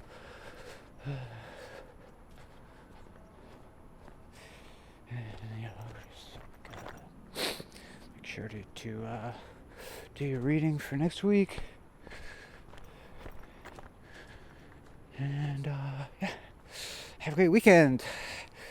Okay. So I'm gonna keep walking with you till I figure out where the fuck I am. I don't remember coming this way. Unless I was running real fast. Could have been it. Oh, I see. Oh. Now I know where I am. But it's I see one of the main trails across the river. So I can't really get there unless I either A, find a bridge, B, take off my socks and shoes and walk through the cold ass water, or C, throw lots of rocks in there, taking about a couple hours to build a feasible footpath across the water so I don't have to get my feet wet. I'm sorry, but this is like kind of like dragged off into just like it's gotten a little facile maybe. We're not like, you know, maybe I've taken this running thing a little too far and have gotten myself so pumped full of endorphins that I'm no longer grounded in the harsh realism that most of us inhabit on a day-to-day basis.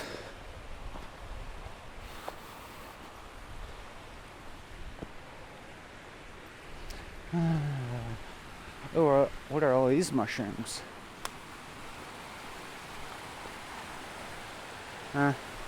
Dried up something or others.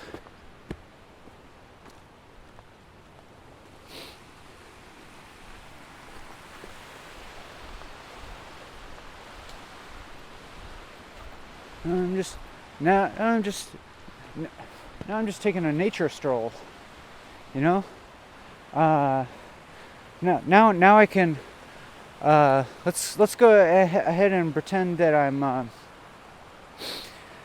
am consuming nature in a commodified way by taking a walk on the path and enjoying nature's beauty and its rejuvenating effects on my spirit.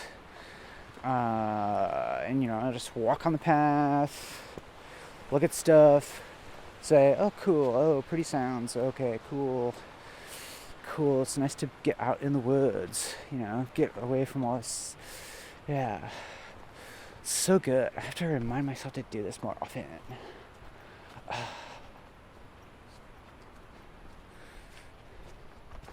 And then I can consume all the nature vibes and then go back to regular old shitty life and be like,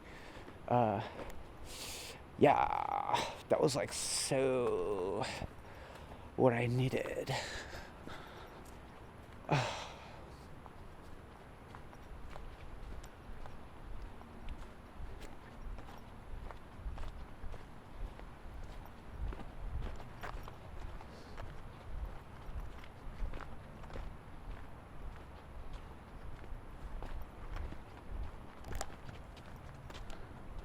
I'm not sure how long this is yet. I don't know. I can't remember. It gets dark around 5:30 or 6:30 or something like that. 6:30 probably. It might be pretty long by now. This was probably pretty long. Might be around the 4-hour mark or something like that. I don't know if maybe I ran on his path. Maybe. Yeah, I might have like passed that couple the first time on this path.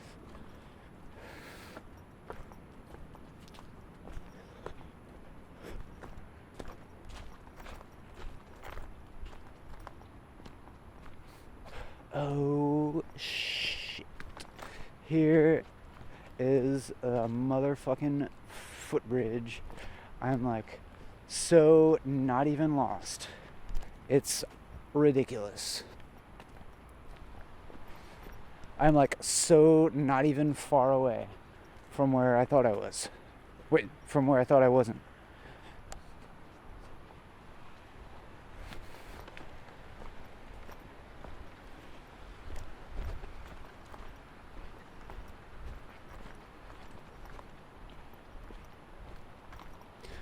boom, I'm about to be walking on the hard traveled road. You know, getting off the dusty trail onto the asphalt. Then it's still kind of dusty. And then to get my jacket,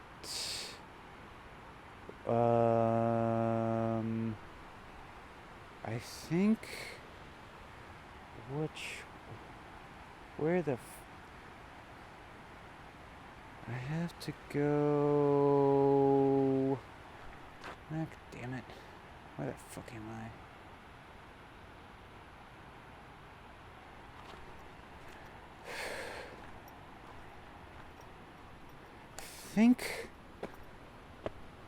think I have to go this way. But man, I don't know. Fuck, where the fuck am I? Can I get out that way? I'm gonna go this way a little bit and see if I can get out that way.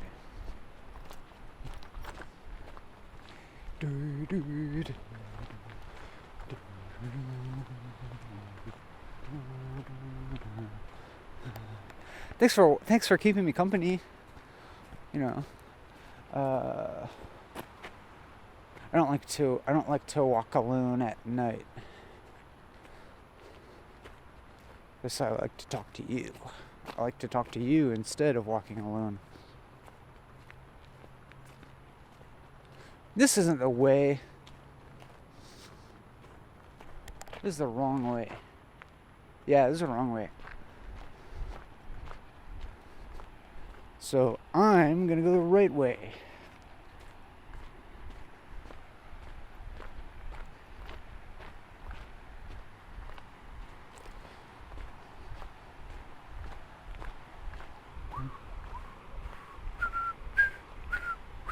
You're my best friend.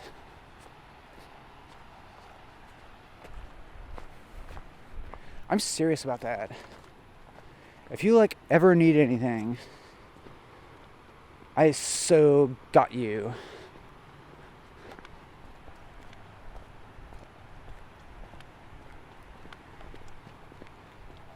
If anybody ever fucks with you, let me know. I'll fuck them up.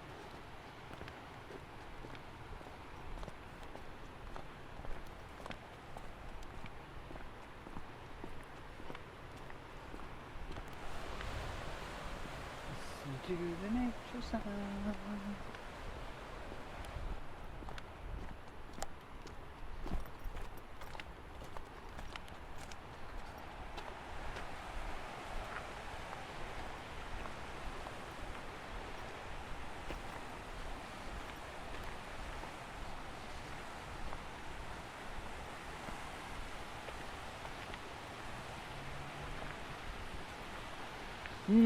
I'm pretty sure I know where I'm going now. Back on the trail. It's kind of a fun walk now because it's dark-ish and there's these lights, and then there's these stretches of darkness in between the lights that are made to appear even darker in contrast to the lights. It might be even more fun if there were no lights.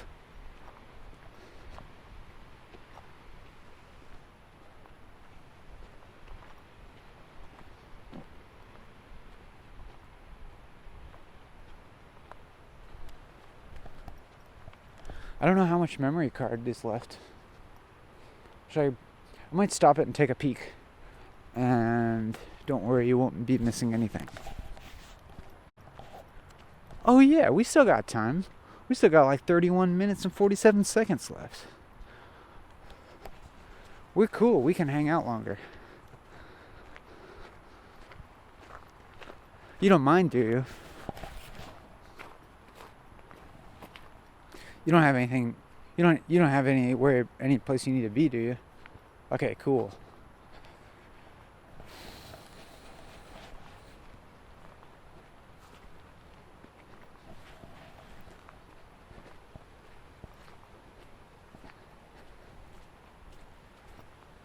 Yeah, so I'm just like so fucking tired of like people judging me and being like, that Bennett is like, this and that.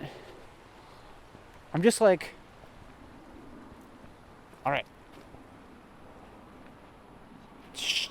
enough already. You know what I mean? You know what I mean? I'm just like, fuck you. You can take that judgment, and you could just like have that, because like I'm not even having it.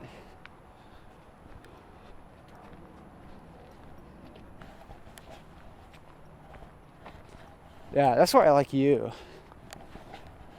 You're like always got my back.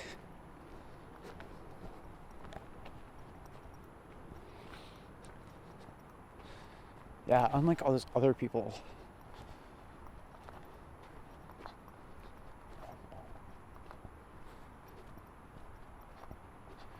I'm serious. I love my friends. If anybody fucks with my friends, they are gonna have their world ripped apart.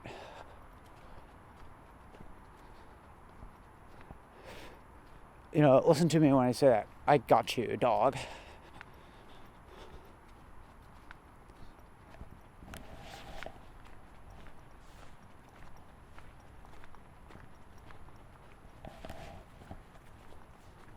I got your back.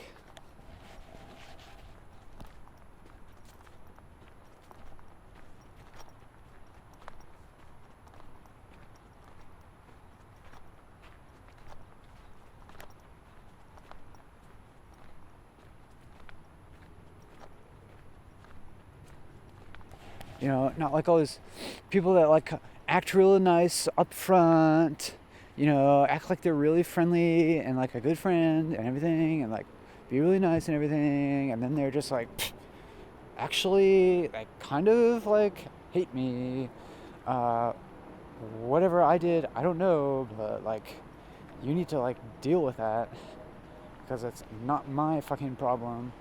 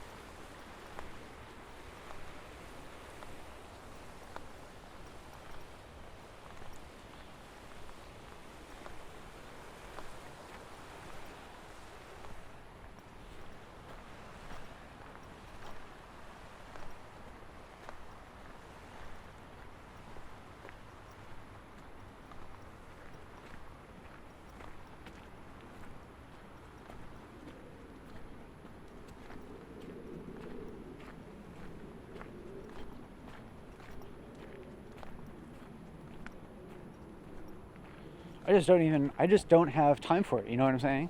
Like, if you want to like hate me for whatever stupid reason that you like concocted up in your mind, you can go ahead and stew in your own juices, because like, I have shit to do. I don't have the energy to like keep dealing with all these people that are like have all these like have all these fucking issues that they haven't resolved themselves, and so they're just like projecting all this shit onto me. So I'm like, okay, you need to get help. I'm not the one who's fucked up here, obviously. Okay, what? Yeah, I know. Yeah.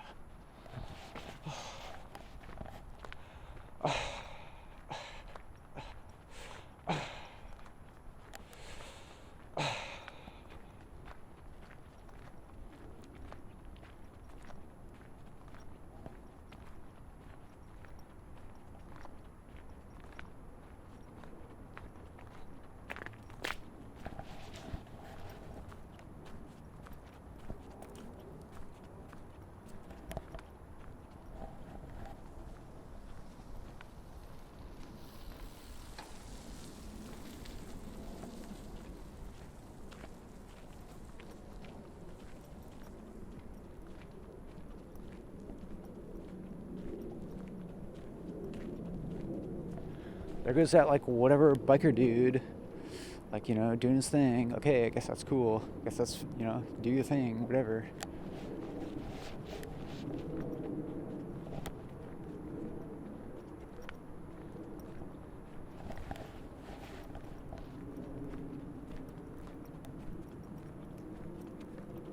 Not my problem.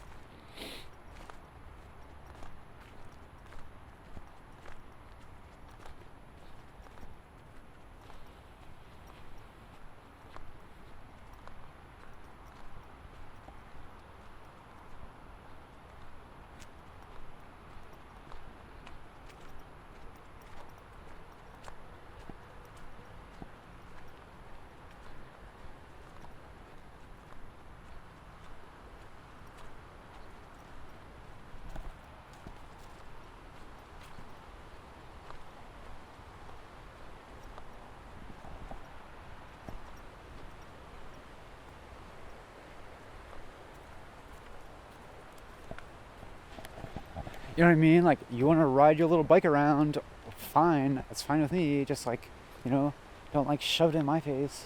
God.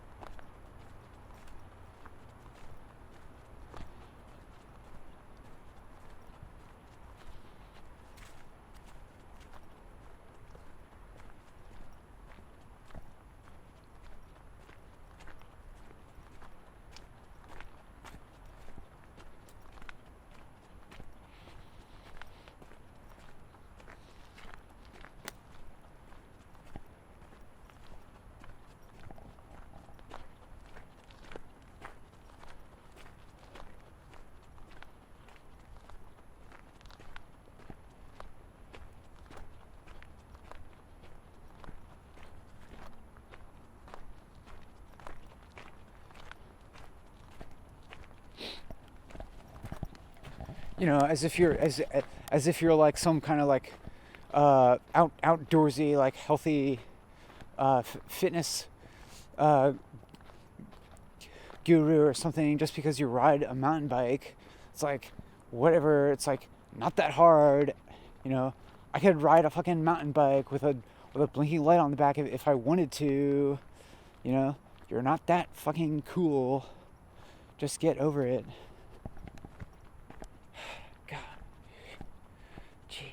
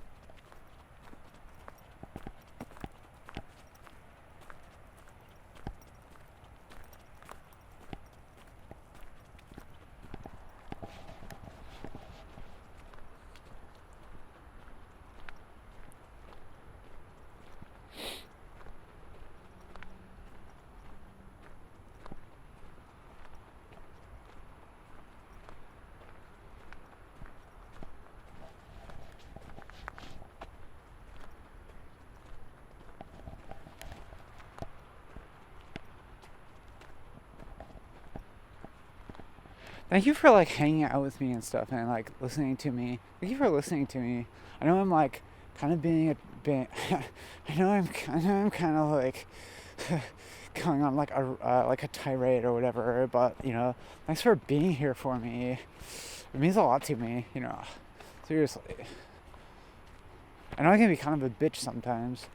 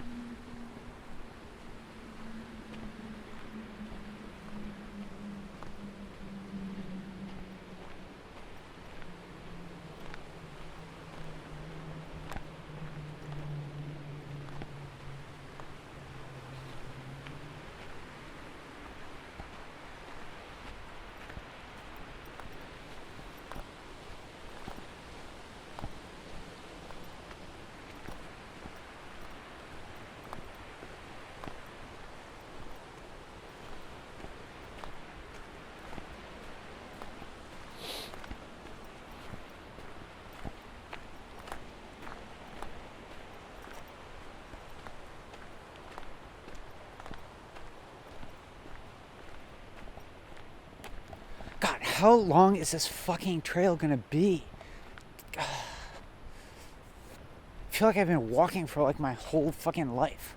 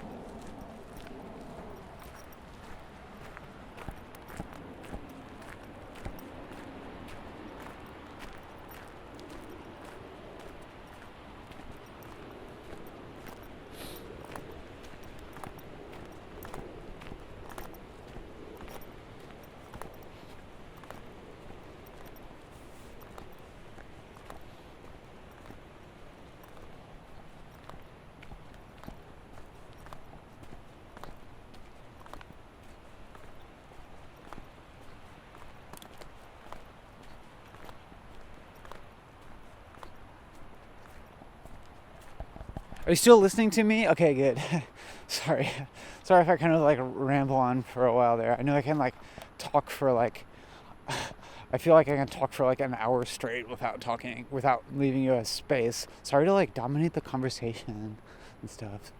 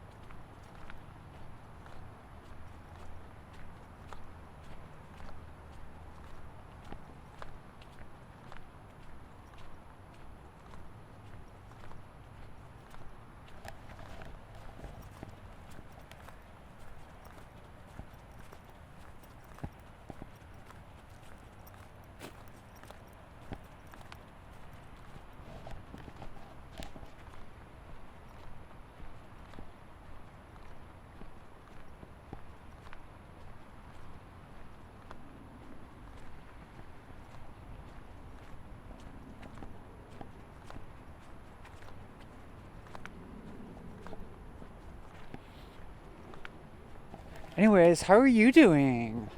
Yeah? Oh, that's cool. That's like, that's like so how I was feeling yesterday. It was ridiculous. Let me tell you about how, let me tell you about this thing that happened yesterday. I was like, I was like, I was like on the bus, and this woman was like fucking complaining for like, for like 5 minutes about how we had to like walk 5 blocks to get on the bus, and I'm like, whatever. You should just be thankful that the bus is running anyways amidst this fucking Philadelphia Eagles Super Bowl parade or whatever. Ah.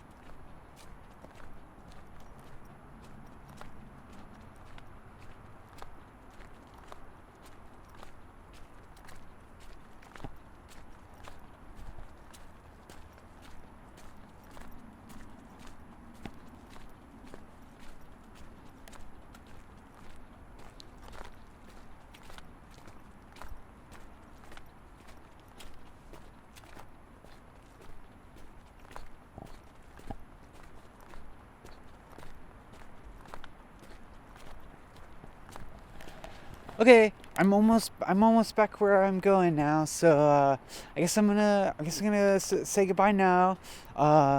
Thank you so much for walking and talking with me. All right, love you so much. Bye. Bye.